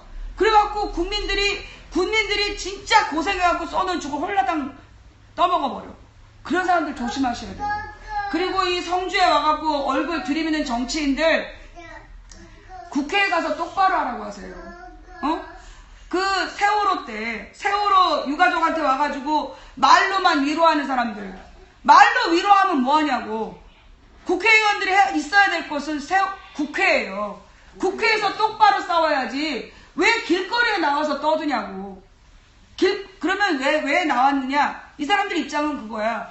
국회에서 아무리 떠들어도 카메라가 자기네들을 비춰주지 않는데 그래서 거리로 나왔다는 거야. 그래서 거리로 나와가지고 형식적으로 위로해주고 들어가면 끝이야. 그럼 뭐하냐고. 법을 만들어야지. 물고 늘어져야지. 문제는 뭐냐. 이 사람들이 카메라를 의식했기 때문이에요. 카메라가 비춰주지 않으면 자기가 무슨 활동을 하는지 모르니까 카메라 앞으로 나오기 때문에 그러는 거야. 중요한 정치인들, 진짜 일하는 정치인들은요 카메라가 있든 없든 일해요. 그게 중요한 거예요. 그래서 여러분들께 부탁드리고 싶은 두 번째, 중앙 정치인들 중에 카메라 앞에 자주 나오고 인터뷰 자주 하는 놈들, 그 놈들이 개자식이에요. 그런 놈들이 웃긴 놈들이라고. 진짜 일하는 국회의원들한테는요, 언론이 카메라 안 갖다 대고 마이크도 갖다 대지 않아요. 그러니 여러분들이 말 시원하게 하는 정치인, 심지어 아니 하다못해 얼마 전에 우리 이재명 시장 왔다 갔지만 이재명 시장 일 잘해요. 우리 형님도 분당에서 하시는데 그 이재명 시장이 그 우리 조카한테 청년 그거 수당 줬다고 너무 감동했다고 막 이재명 시장을 칭찬을 하더라고요. 그래서 내가 깊이 얘기하려다가 그냥 참았어요. 내가 내 형수 얘기를 하려다가 내가 참았어. 그런데 일 잘해요. 일 잘하는데 문제는 뭐냐, 박원순 시장이나 안희정 지사 일 더 잘해요. 그런데 언론에서 이재명 시장은 들은 말에도 소화가 잘 된다라고 기사를 써줘요. 꼭 안철수 때랑 똑같아. 안철수가 교통질서를 지켜야 되면, 야, 이런 정치, 아니 교통질서 다 지켜야지. 빨간불에 서 있었다고 기사가 나오더라니까요. 내가 어이가 없어가지고 내가 2012년에 내가 이놈 새끼들 진짜 손모가지고 다 분집. 어린이 여러분 미안합니다. 네. 아니 안철수가 빨간불에 서 있었다고 그게 기사가 나왔어요. 진짜예요. 찾아보세요. 있어요. 아니 빨간불에 서 있어야지 그러면. 말고는 착한 일 하는 게 없는 거. 그렇죠. 그거예요. 그거예요. 그걸 빼낼 게 없겠지. 근데 그런 것처럼 이재명 시장이 일반 지자체장으로서 할 일을 한 건데 이런 사람 없다고 기사를 써. 그 밑에 이런 사람이 대통령 해야 된대. 12년에 안철수 때 그랬어요. 안철수가 당연한 얘기하면 아니 내가 기가 막혔던 거. 그 세월호 지겹다고 어떤 아줌마가 그러니까 당신 자식이 죽었어도 그렇게 얘기하겠냐. 그게 페이스북에서 좋아요가 수천 개야. 아니 나는 날마다 그랬거든. 나는 날마다 그랬어. 나 너무나 당연한 말인데 이재명이 하면 좋아요가 수천 개야. 뭐 하자는 거지? 그런데 박원순이나 안희정이 한 말은 기사를 써주지도 않아요. 아예 안희정은 유령 취급이야. 내가 그래서 안희정 지사를 내가 꼭 한번 만나고 싶어. 살아있냐고. 아니 진짜 이거 언론에 나온 유령이야. 어제 저녁인가 오늘 아침인가 나왔는데 네. 나왔어요? 네. 내가 TV조선에서 TV조선 문재인님 편 들어주시다고. 안희정하고 누구야? 홍준표? 지사하고 둘이 나와서 패널들하고 그거 토론하는 이야기. 그러니까 종편이 아니면 안희정은 다루질 않아요. 진보 언론에서 안희정이나 박원순은 다루질 않아. 그리고 맨 그 보수 언론이라고 그 소위 자칭 보수, 우리가 볼 땐 꼴통들이 박원순에 대해서는 허위사실만 유포하고, 아니 이재명이랑 박원순이 똑같이 얘기를 했어. 똑같이 청년수당을 했어. 그런데 박원순은 포퓰리즘이라고 쓰고 이재명은 앞선 미래정책이래. 미친 새끼들 아니야. 언론이 그런 식이라는 거예요. 그러니까 언론이 진짜 일 열심히 하는 사람은 절대 보도하지 않아요. 그리고 그러니까 언론에 나오지 않는 정치인들을 여러분이 찾아보셔야 돼요. 그리고 그런 기사들을 통해서 여러분들이 스스로 판단하셔야 돼요. 그래야 정말로 일하는 정치인들이 소신을 갖고 일할 수 있어요. 이런 분위기 속에서는 일하는 정치인들이 포기할 수밖에 없어요. 개사이다 발언. 아니 개사이다 발언 개사이다. 그럼 개를 키워. 아니 말만 사이다 발언하면 뭐하냐고. 정치를 제대로 해야지. 늘 말만. 추미애를 찍어주면 사드 배치를 당론으로 결정하고 세월호를 연장한대. 당선된 다음에 입 씻었어. 그게 뭐 하는 짓이냐고요. 정치인이 정치인이 표를 구걸할 때와 표를 당선된 다음이 다른 사람은 그건 정치하면 안 되는 거야. 그런데 이제까지 우리는 어서오세요. 예. 이제까지 그러니까 세 번째로 우리가 조심해야 될 게 뭐냐. 무조건 될 사람을 찍어야 된다는 것 때문에 그래서 우리는 잘못한 게 뻔한데도 그리 표를 갖다는 거야. 우리가 그러면 선거 때는 이게 본선 선거에 가면 정말로 이게 뭐 그 새누리당과 나머지 야당이야. 그럴 때는 어떻게 해야 돼? 될 사람, 될 만한 야당에다 표를 주는 게 맞아요. 그런데 그 전에 반드시 뭘 해야 되냐? 야당 후보를 고를 때. 그때 그 야당 내 경선이 중요한 거예요. 그때 여러분들이 될 만한 사람으로 가면 안 돼요. 돼야 할 사람으로 가야 되는 거예요. 야당 후보를 뽑을 때 돼야 할 사람에게 여러분이 표를 줘야 그래야 그런 사람들이 크는 거예요. 물론 그 경선에서 될 사람이 되고 돼야 할 사람이 안 될 수도 있어요. 그러나 여러분이 돼야 할 사람, 올바른 정치인에게 힘을 자꾸 몰아주면 그런 사람이 다음에 나오면 반드시 돼요. 그런데 지금처럼 어차피 그냥 본선 경쟁력이란 이름으로 대충 인기 있는 사람 중심으로 야당 후보들을 찍어주면 늘 걔네들은 카메라만 따라다녀. 언론 앞에서만 정치해. 카메라 꺼지면 개막장이 되는 거야. 그래서 우리가 해야 될 일이 뭐냐. 야당 후보를 고를 때 그때 여러분들이 정신을 똑바로 차리셔야 된다. 여러분이 지금 사드 배치 그게 되게 중요하기 때문에 사드 배치만 막아내면 뭐 악마하고도 손잡고 싶은 마음이잖아요. 그 마음 제가 잘 알아요. 그런데 사드를 막아내려면 어떻게 해야 되느냐? 우리 정치를 바로 세워야 돼요. 우리의 마음을 바로 세워야 되고 그래서 탐욕을 절제해야 되고 그리고 정치를 바로 세워서 올바른 정치인이 똑바로 바로 뭐라 그러나 정의로운 정치인이 선택받을 수 있다라는 희망 그걸 만들어줘야 그래야 여러분들이 사드를 막아낼 수 있어요. 지금 봐봐요. 추미애를 뽑아주면 사드 배치 당론으로 선정하겠다. 그렇게 말했던 놈들 그 새끼들 정치하면 안 돼요. 왜? 야당이 제일 여러분 이번에 보셨잖아요. 문재인 가지고 문재인이 옛날에 누구한테 김정일이한테 허락을 받아서 반대했네 만에 이러면서 하루아침에 모든 뉴스를 덮어버리는 거 보셨죠? 그런 식이라는 거예요. 쟤네들이 처음부터 노린 게 그거야. 야당이 사드 배치를 당론으로 반대하면 야당 탄압의 명분으로 삼고 공안 탄압으로 가서 사드 자체는 말도 못 꺼내게 하고 사드 반대는 말도 못 꺼내게 하고 야당을 정치 공세하려는 게 걔네들의 계획이었던 거야. 그러니까 야당에서 그 사드 배치를 당론으로 말 못한 거예요.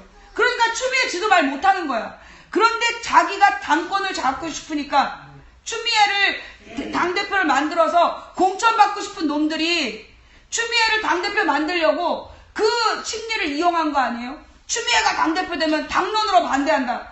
그럼 나를 약속을 지키든가. 그런 놈들은 절대 정치하면 안 돼요. 여러분들이 그런 놈들의 말에 귀 기울이시면 안 된다고. 그래야 사드를 막아낼 수 있어요. 그래야 우리 아이들에게 미래가 있는 거예요. 정치는 순수하지 않다? 늘 순수하지 않은 놈들을 뽑아줘 놓고 정치는 순수하지 않대. 저는요 순수한 정치인 많이 봤어요. 뇌물 받지 않고 깨끗하게 자기를 지키려고 노력하고 카메라가 꺼져 있어도 묵묵히 어둠 속에서 1인 시위하고 단식하는 그런 의원들 봤어요. 국민들이 관심이 없을 뿐이지 그들은 언제나 투쟁했어요. 카메라 앞에 자주 나오는 정치인들 그 사람들을 경계하세요. 그들이 한국의 정치를 망쳐요. 제가 이제까지 깨달은 바가 그래요. 야당 정치인은 카메라 앞에서만 정상이고 여당 정치인은 카메라 앞에서만 비정상이야. 일부러 그런다. 그걸 우리가 똑바로 알아야 되고 그래서 카메라 앞에서 그 설쳐되는 정치인들 그 사람들은 한번 꺾어보세요. 진짜 얘네들이 뒤에 가서 어떤 행동했는지 그들의 과거가 어떤지 꼭 살펴보셔야 돼요. 요즘에 이재명을 띄우고 다니는 사람들이 있어요. 뭐 이재명 훌륭한 시장이죠. 예. 그런데 이재명을 띄우는 특정 세력이 있어. 걔네들의 정체가 궁금해. 예? 2007년에 그 대선 말아먹고 2012년 대선 말아먹었던 애들이 지금 또 이재명 후보를 제3후보로 띄우고 있어요. 이제까지 한국 정치는요 언제나 제3후보를 띄워서 말아먹었어요. 옛날에 김대중 노무현 우리가 처음으로 선거했던 87년 대선 때 그때 노태우 텔레비 안 나왔어요. 거의 김영삼 김대중 안 나왔어요. 누가 나왔어? 정주영만 나왔어. 아니야. 그때는 이제 김영삼 김대중을 똑같이 보여줬어요. 그래서 야당 후보 둘 다 막 엄청 뭐 보라매 공원에서 김대중 그러면 와, 김영삼 여의도 공원 와, 그래갖고 누구도 선택할 수 없게 그때 87년에 노태우가 당선됐잖아요. 일부러 그랬어. 그 다음에 이제 김영삼하고 김대중이 붙었어. 92년에 텔레비전에 누구만 나왔어요? 정주영만 나왔어요. 정주영이 보라매 공원에 와, 그래서 19%를 뺏어 먹었어요. 그래서 김영삼이 됐어요. 그 다음에 97년에는 김영삼이 나라를 말아먹어 놓으니까 김대중한테 밀어주느라고 텔레비전에 이인재만 나온 거야. 여당 표를 이인재로 가른 거예요. 제2의 리틀 박정희. 그래서 여당 표를 갈라갖고 김대중을 당선시킨 거야. 그 다음에 김대중한테 다 덮어씌우려고. 노동구조, 노동학법 만들어내고, 그 다음에 독도 문제, 한일 관계, 이런 거 다 김대중한테 덮어씌우려고 김대중 밀어준 거예요. 그 다음에 자기네가 이회창이 대통령 될 줄 아는 거야. 그런데 그걸 노무현이 뒤집어 버린 거야. 그래서 죽을 때까지 괴롭힌 거예요. 그런데 그 97년에도 97년 대선 때는 이인재를 띄웠고, 그 다음에 노무현 때. 노무현이 파죽지세로 국민 경선 후보가 됐어요. 근데 누구 띄웠어요? 당선되자마자 국민 경선에서 야당 후보가 됐어. 민주당 후보가 됐어. 그때 조중동에서 일제히 나온 게 여론조사 1등 정몽준. 국민 여론조사 1등 정몽준. 날마다. 그러니까 김민석과 노무현한테 졌던 하나갑 이런 사람들이 정몽준한테 붙은 거예요. 그래가지고 정몽준 그러면서 정몽준으로 가야 된다. 노무현으로 안 된다. 그래갖고 후보 흔드는 거 아니야. 근데 그때 노무현이라는 사람이 얼마나 독한 사람이냐. 모진 수모를 다 겪고 어떻게든지 정몽준이 후보 등록하는 거 막아야 된다. 그래서 후보 단일화 한 거예요. 결국 단일화를 했고 정몽준이 후보 출마 안 했죠. 그리고 노무현이 간신히 당선된 거예요. 그 다음에 2007년 정동영이 원래 후보 자격도 없었어. 근데 진짜 좋은 후보들 다 쌍욕을 해갖고 떨어뜨리고 정동영을 후보로 만들었어요. 완전히 버스 떼기로 몰아다가 막 동원해가지고 지랄 연병을 하고 막 몸싸움을 하고 패싸움을 하고 지랄 연병을 하고 정동영 후보를 만들었어. 근데 정동영이라니까 사람들이 투표를 안 하려고 그래. 무엇보다 다른 후보를 지지했던 사람들이 그때 2007년에 야당 후보가 어떤 식이었냐. 박근혜와 일곱 난장이야. 뭔 얘기냐. 박근혜 지지율이 11%였어요. 그 다음에 89%가 야당 후보 8명에게 나눠져 있었던 거야. 아니 나쁜 놈들이 여론조사를 하는데 다음 중 누구를 지지하십니까? 1번 박근혜, 2번 손학규, 3번 누구였지? 한명숙, 4번 김근태, 5번 정동영, 6번 누구, 7번 누구. 이 썩을 놈 새끼들이 야당 후보 8명하고 박근혜 딱 한 거예요. 그러면 야당 후보들이 막 왔다 갔다 하면서 박근혜가 어느 날 11%에서 1등 했어. 박근혜 1등! 어머? 그래갖고 박근혜가 1등 된 거예요. 그 2007년에. 그럼 나머지 후보들은 어떻게 했느냐? 그래놓고 대통령은 이명박이 됐어. 근데 나머지 후보들이 어떻게 됐냐면 그 나머지 후보들을 죽이는데 정동영 지지자들이 나머지 후보들을 죽인 거예요. 너무 잔인하게 죽였어. 패싸움, 몸싸움 하면서 죽였어. 그 결과 어떻게 됐냐? 정동영이 후보가 됐는데 야당 지지자들이 정동영 안 찍는 거야. 그래서 역대 최다 표 차이로 정동영이 져요. 그때 그거를 만든 게 누구냐? 정통이라는 사람들이야. 정동영과 통하는 사람들. 그 정통 공동대표가 이재명 씨예요. 그거 몰랐죠? 그때 그랬어요. 난리도 아니었다니까. 그러더니 2007년에 정동영 후보를 만들어놨어. 근데 야당 후보들이 다른 사람 지지했던 사람들 절대 안 찍어주려는 분위기야. 그런데 정동영이 후보가 된 다음부터 언론은 문국현. 텔레비전에 문국현이 나오는데 사실 문국현 띄울 게 없었어요. 그러니까 뭘 띄웠냐? 유한양행 유일한 박사. 아니 나는 그래서 유일한 박사랑 문국현이 양자쯤 되는 줄 알았어. 아무 관계 없는 거야. 그런데 유일한 신화를 띄워갖고 문국현을 띄운 거예요. 그리고 문국현 인터넷상에 모든 사람이 문국현 지지자예요. 그때 다음 아고라에 글이 80개가 올라오면 65개가 문국현 지지자예요. 그래서 나는 문국현이 진짜 뭐 1등 하는 줄 알았어요. 실제 지지율 5.8%. 기가 막히는 거야. 그리고 정동영 27%.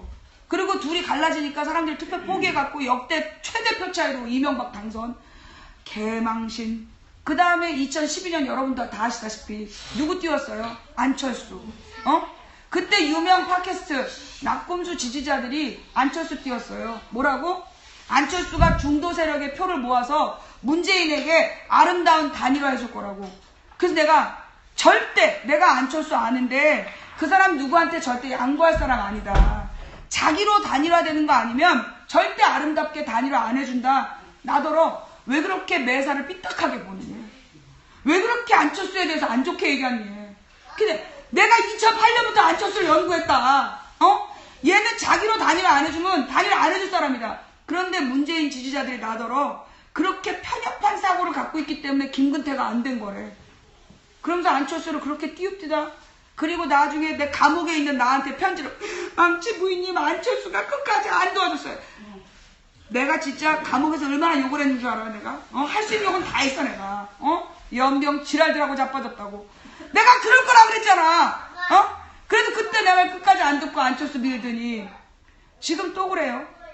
자기는 누구누구를 지켜보고 있는 사람인데 망치님의 그 편협한 그 인물관에 실망을 금치 못한대. 차단. 이제는 안 싸워. 그냥 차단이야. 너는 차단이야. 블랙이고 차단이야. 나한테 말 걸지 마. 언제나 저는 답을 말했어요. 우리가 가야 될 올바른 답을 말했어요. 그런데 언제나 그 반대편에 있는 놈들의 그 말장난에 늘 다 넘어갔어요. 그래서 늘 죽을 숨은 개들이 와서 홀딱홀딱 먹어버리더라고요. 저는 이 성주투쟁이 오늘 100일을 맞이하는데 새로운 출발을 하는 계기가 되시기 바래요. 아마 이쯤 되면요. 제가 이제 이 20살부터 민주화운동 언저리에 있다 보니까 저는 사실 민주화운동에 직접 뛰어든 사람이라기보다 옆에서 지켜본 사람이에요. 그래서 제가 흐름을 알아요. 한 이 정도 되면 어떤 문제가 생기냐? 분열이 돼요. 분열이 되는데 어떻게 분열이 되냐? 과격하고 급진적인 사람들은 더 달려야 된다라고 얘기하고 대중의 눈높이를 생각하는 사람들은 이쯤에서 멈춰야 된다라고 얘기하고 조금씩 다지면서 가자 하고 그런데 이 사람들이 볼 때는 또 뭐라 그러나 그게 못마땅한 거야. 그 다음에 근데 아마 지금쯤 되면 우리 성주 군민들 중에 김천하고 또 비교를 한 사람도 있을 거예요. 그러면서 김천이랑 비교되지 않냐 이러면서 또 여러분들 속을 긁을 수 있어요. 그런데 김천은 100일 동안 준비만 했잖아. 몸을 다진 사람들이야. 이제서 지금 달린 지 20일도 안 됐죠? 한 20일 된다? 60일도 안 했어. 아니야. 내가 볼 때 김천 진짜 달린 건 한 20일이야. 그 전에 40일은요. 싸웠어요. 맞아. 제가 20일 전에 가봐서 알아. 내가 거기 현장 가봤다니까. 딱 가니까 거기서 택시 기사 빵빵빵.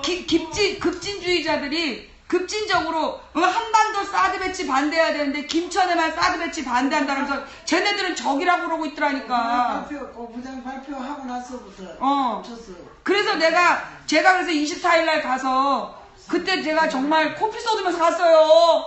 내가 진짜 가고 싶지 않았지만 내가 가서 그 말한 거 아니야. 100을 아는 사람과 하나를 아는 사람이 싸우면 누구 잘못이냐? 100을 아는 사람의 잘못이다. 한반도 사드 배치를 반대해야 된다는 사람들이 김천 사드 배치 반대한다는 사람 비난한다면 그건 한반도 사드 배치 반대하는 사람 잘못이다. 김천에서 막아내면 한반도 막아내는 건데 왜 그들을 비난하느냐. 그들이 올 수 있는 촛불을 만들어달라. 그리고 제가 갔잖아요. 그리고 나서 그때부터 거기 신나게 지금 하고 있는 거예요. 여러분은 지금 100일을 달리면서 솔직히 얘기해서 10년은 늙어야 돼. 지금 이렇게 쌩쌩하면 안 되는 거야. 힘들어. 그런데 속은 다 우리는 썩었어요. 한반도 해가지고 초전에 붙잖아요. 그것도 한반도 안 가고 초전 마구 남한산 가시고 이치가 안 되는 게. 근데요. 한반도 사드 배치라고 여기서 외쳐서 딴 데 간 거 아니에요. 성주 군민이 똘똘 뭉쳤기 때문이에요. 한반도 사드 배치 반대라고 외쳐서 성주 성산에서 쫓겨난 게 아니라 성주 군민이 똘똘 뭉쳤기 때문에 막아낸 거예요. 구호는 중요하지 않아요. 똘똘 뭉치는 게 중요한 거야. 김천이 똘똘 뭉쳐서 하나로 단결되어 있으면 골프장이 아니라 어디도 못하는 거예요. 마찬가지예요. 지금 이 100일 정도 되면 틀림없이 여러분 사이에 이간질을 하고 의심을 뿌릴 거예요. 제가요 10년 아프리카 방송 10년 했잖아요. 내가 냄새 딱 감탄사 하나만 써도 얘가 나한테 냄새 피우러 왔구나 딱 감이 와. 아이디만 봐도 얘네 촌수가 보여. 얼마나 그런지 알아요? 굉장히 잘해줘요. 이 사람들의 특징이 뭐냐? 일단 막 세워줘. 얼마나 고생이 많냐. 네가 아니면 특히 백현숙 씨 조심하세요. 망치부인 불러드렸기 때문에 당신 타겟이 될 수 있어. 너 조심해라. 조심해야 돼요. 뭐냐? 그러면서 망치를 불러드리고 이러면서 막 긁어줘. 그래서 막 망치님이 아니었으면 대한민국 민주주의 옛날에 망했다 이러면서 얼마나 진짜 내 이래가지고 내가 이게 63필드보다 높이 올라가? 어느 순간 내일을 꽂는 거지. 그런 사람들을 조심해야 돼. 앞에 와서 칭찬해주는 사람, 그놈이 적이야. 절대 내 앞에서 칭찬하는 사람은요, 믿으면 안 돼요. 둘째, 그 다음에 당신이 직접 듣지 않은 건 절대 믿으면 안 돼요. 늘 말을 전해. 말을 전하는데 어떻게 전하느냐? 가령, 팩트TV에서 망치부인 방송을 비판을 했다. 망치부인더러 팩트TV 틀지 말라고 그랬다. 이렇게 전하는 거예요. 뚜껑 열리잖아요. 팩트가 나한테? 그래서 물어보면 그게 아니라 좀 생방송할 때 얘기해달라는 얘긴데 왜 맨날 재방송할 때만 얘기하냐 라는 얘기를 한 거야. 그러니까 망치부인이 생방송 때 사람 많을 때 팩트TV를 한번 언급해주면 팩트 생방송에 막 사람들이 들어가서 사람들이 막 보고 그럼 윈윈한다 라는 얘기를 한 건데 팩트TV에서 망치부인 방송 틀지 말라 그랬다는 거야. 엄청 컸다. 그런 거예요. 그런 거야. 팩트도 잘하는 놈, 망치부인도 잘하는 놈이 늘 중간에서 말을 살짝 꼬는 거예요. 그래서 이간질을 하는 거야. 그러니까 말이 전혀 없었던 건 아니야. 근데 뉘앙스가 다르잖아. 생방송 때 틀어주세요인데 재방송 때 틀지 말고 생방송 때 틀어주세요라는 말을 한 건데 망치부인더러 방송 틀지 말라 그랬다. 싫어해요. 진짜 싫어요. 내가 그래서 김태희 기자한테 전화해서 확인했잖아. 그게 아니라 우리 생방송 때 틀어달라는 얘기였는데 그럼 생방송 때 틀어달라는 게 주제인데 재방송 때 틀지 말라는 얘기를 망치부인더러 팩트 틀지 말라고 그랬다라고 전하는 거야. 그게 이간질이에요. 얼마나 얘네들이 치밀하냐 하면 그 냄새 피우는 건 이루다 말로 못해요. 그래서 팩트랑 나를 이간질 시키려고 진짜 5년 노력했어 쟤네가. 아니야 5년은 한 5년 노력했어. 2012년부터 5년 동안 끊임없이 팩트가 이랬어요. 이러면서. 근데 내가 왜 팩트를 물고 있느냐? 팩트는 생중계가 중요해요. 언제든. 사실 이건 우리의 비상벨이야. 팩트가 살아있어야, 팩트TV가 살아있어야 언제든 무슨 문제가 생겼을 때 현장에 가서 카메라를 켜면 그게 곧 증인이에요. 그래서 팩트는 우리가 계속 살려둬야 되는 거야. 그러니까 망치부인이 다른 팟캐스트는 절대 살리라는 얘기 안 해. 팩트TV는 살아야 된다. 왜? 현장 기동성. 그거를 살려놔야 돼요. 그 사람들은 뭐가 있냐면 또 네트워크가 있는 거야. 그래서 팩트TV에서 현장 생중계를 하는 그 시스템이 살아있어야 국가의 비상사태 때 이 사람들이 방송을 열면 유튜브든 아프리카든 유스트림이든 생방송이 돌아가고 그걸 본 사람들이 그걸 전파시키는 거예요. 그래서 비상사태를 막아내는 거야. 그러니까 망치부인이 계속 그 팩트TV의 생중계를 지키려는 걸 아는 거예요. 그래서 어떻게든지 팩트TV하고 망치부인을 이간질시키려고 그러는 거예요. 물론 생중계하는 다른 방송들도 있어요. 근데 왜 망치부인이 팩트TV를 살리려고 하느냐? 팩트 네트워크 때문이야. 팩트에서 한번 방송하면 유튜브로 보는 사람들이 수만 명이에요. 수십만도 봐. 급한 일이면 10만, 20만이 봐요. 그러면 그게 네트워크거든. 그건 다른 방송이 따라갈 수 없는 능력이야. 그래서 내가 팩트를 살리려고 하니까 팩트TV랑 망치부인을 갈라치게 하려고 끊임없이 이간질을 하는 거예요.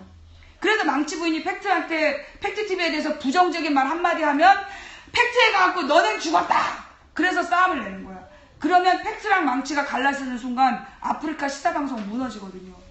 그걸 노리는 거예요. 제가 10년 동안 해봐서 알아요. 아마 지금쯤 되면 여러분들 사이에 그렇게 특히 이 투쟁이, 열심히 하는 투쟁이를 갈라치고, 그러니까 누구누구 편을 가르고, 누구누구가 진짜 애썼는데 이 사람은 소외됐다, 누구누구는 나쁜 놈이다, 이러면서 사람별로 아마 치고 들어오면서 소문이 돌 거예요. 그러면서 특히 항상 제가 이제까지 봐온 역사가 뭐냐, 아마 현숙 씨에 대해서도 뒤에서 뒷말하는 사람 있을 거예요. 벌써 했어요. 있죠? 그거야.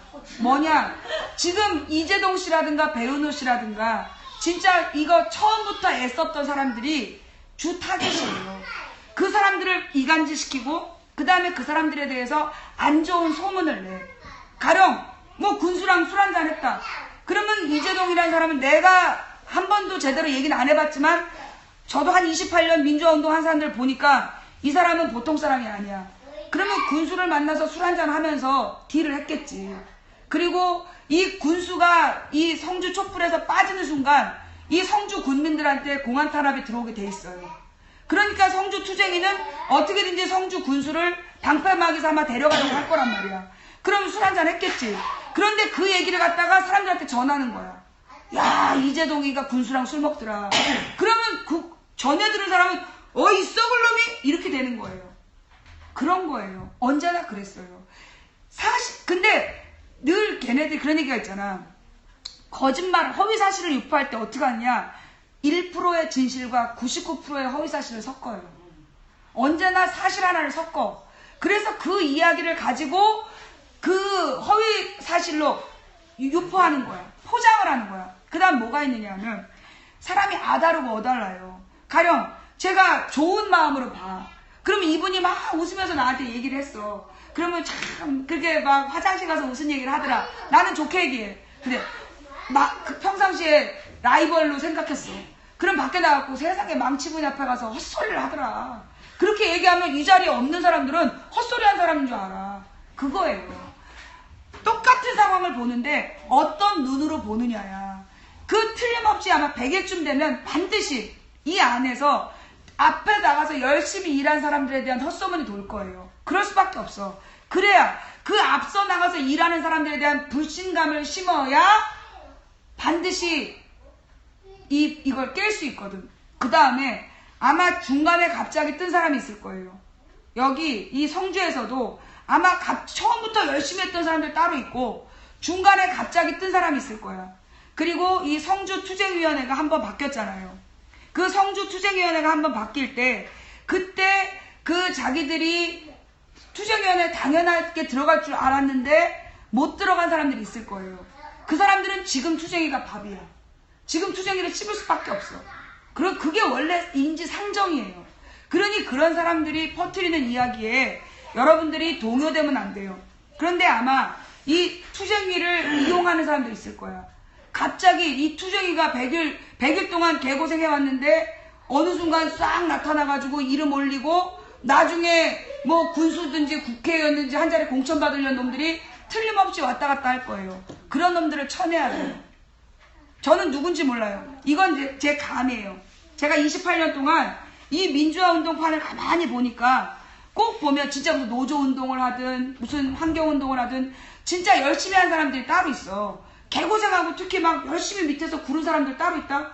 그런데 늘 보면 마이크 앞에 쓴 애가 따로 있어. 그럼 마이크 앞에 쓴 애들이 나중에 공천 신청해. 그치? 왜 막 사람들 웃어? 누군가 있나 봐? 누군가가 있나 봐? 없어요? 혹시 있다면 그런 사람 조심해야 돼요. 예. 그래서 누군가 그런 사람이 있다면 그런 사람을 조심해야 된다. 그 다음 투쟁위에 안 들어간 것 때문에 속상해서 이 투쟁위에 대해서 부정적으로 이야기하는 사람들에게도 휘둘리면 안 돼요. 근데 투쟁이 들어가서 뭐 좋은 게 하나도 없는데 굳이 그럴 사람들이 있어요? 그래서 지금 그렇게 못 들어가서 하는 사람들. 님들이 모르는 사람이죠. 여기는 없을 거예요. 여기는 없을 거예요, 반드시. 근데 여기는 없어. 내가 딱 보면 알아. 망치고에 따라다니는 사람 중에 그런 사람 없어. 왜냐하면 유유상종이라고 나도 누구 무슨 자리에 앉으려면 싫어하잖아. 여러분들도 자리에 앉는 거 싫어하잖아요. 왜냐하면 자리에 앉으면 책임이 생기니까. 똑같지? 내가 다 알아. 우리 유유상종이거든. 자리에 앉으면 책임을 져야 되니까 투쟁에 안 들어가고 싶어 하잖아. 그런데 사람은 다르거든요. 늘 그런 게 있어요. 잘 되는 판에는 숟가락 얹으려는 놈들이 반드시 있어. 이게 성주가 얼마나 맛있는 밥상인데, 솔직히 얘기해서 이 성주라는 밥상에 숟가락 얹어갖고 대통령 하고 싶은 사람도 있을걸요. 예? 예? 이 여기 성주에다가 숟가락 얹어가지고 자기가 따듬한데 혼자 다 한 척하면서 대통령 되고 싶은 사람도 있을 수 있는 그만큼 맛있는 밥상이에요. 그런데 이걸 가만둘 리가. 틀림없이 이 중에도 정치권 주변에 언저리에서 왔다 갔다 하면서 명함 파가지고 돌렸던 인간들 틀림없이 이 판에 숟가락 얹으려고 할 거예요. 그러면 그런 사람들을 완전히 잘라내고 배제하고 집 밟아야 되냐? 활용을 해야죠. 그렇지. 그런 사람들은 뭘 하냐? 정치권을 동원할 줄을 알아. 언론을 동원할 줄 알고. 그래서 이런 사람들 적당히 활용을 해야 돼요. 그래서 얘네들한테 너네들 뭐 네가 열심히 하면 좋은 일 있을 줄 아냐? 그럼 열심히 하거든. 걔네들한테 원하는 걸 던져서 그들이 하게 해야 돼요. 그게 고수들의 방법이지. 근데 얘네들의 특징은 앞에 나서길 좋아하는데 특징이 있어. 말은 번지르르 하고 절대 책임지지 않아. 책임질 수 없는 말을 너무 많이 해. 그런 사람들 반드시 있어. 없을 수가 없어. 그게 인지상정이야. 근데 이게 어디나 있어요. 심지어 마을 우리 그 동대표 회의가도 있어요. 통장 모임에도 있고요. 반장 모임에도 있고요. 어디 나가면 있어요. 항상 보면 공무원 회의에도 다 있어요. 진짜 개고생하고 막 과로사가 될 것 같고 어느 날 애가 보면 9급 공무원이 눈이 사파리 돼 있는 거야. 너무 열심히 하다 보면 사파리 됐고 인사를 못 받아. 그런 애 따로 있고 어머 나와가지고 의원님 하는 놈 따로 있어요. 항상 그래요. 그래서 여러분들이 해야 될 일이 뭐냐. 진짜 일하는 사람들을 정말 세워줘야 돼요. 그리고 그 정말로 끝까지 노력했던 사람들에 대해서 듣는 소문, 그 소문을 듣지 말아야 돼요. 직접 본 게 아니면 아무것도 믿지 마세요.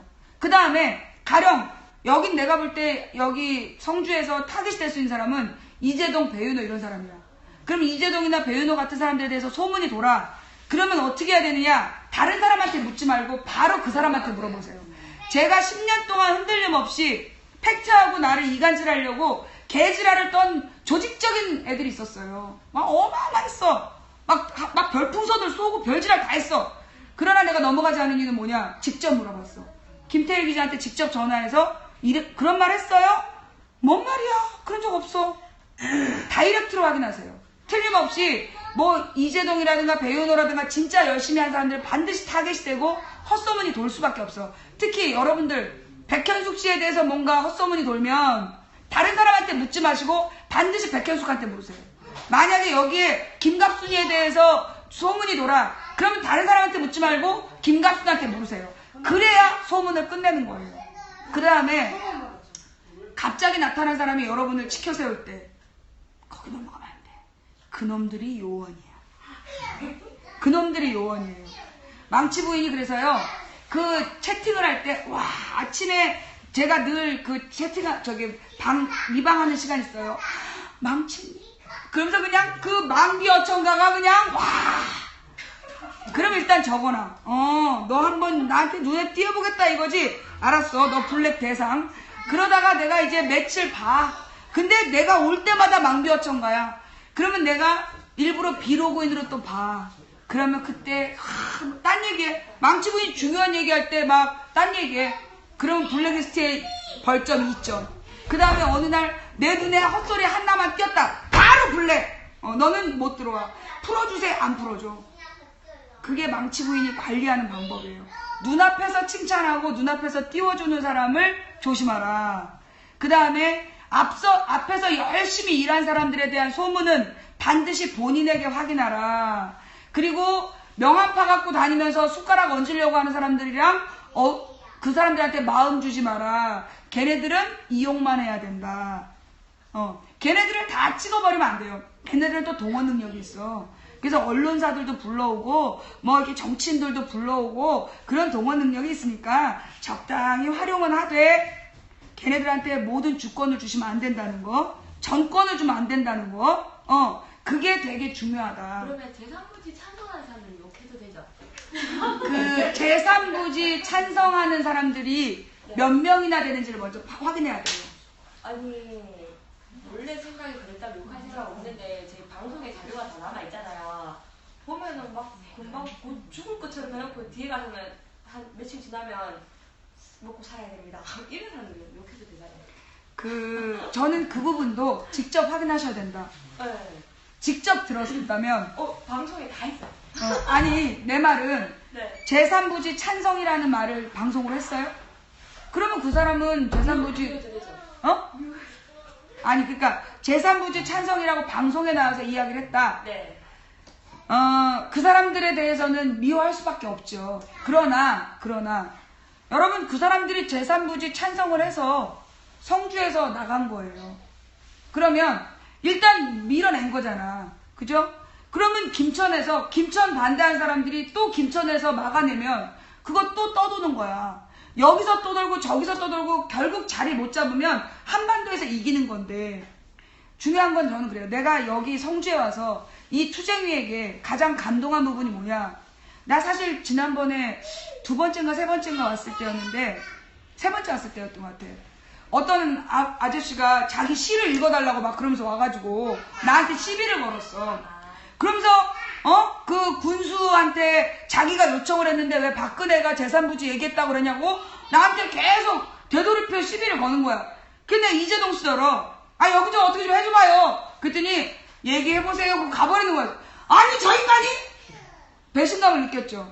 근데 제가 거기서 그 뒤통수에서 뭘 느꼈냐. 이 사람이 지금 생각하고 있는 건 망치는 한번 떠들고 갈 사람이지만 저 사람은 얼굴 맞대고 살아야 될 성주 군민이다. 그게 왜 중요하냐면요.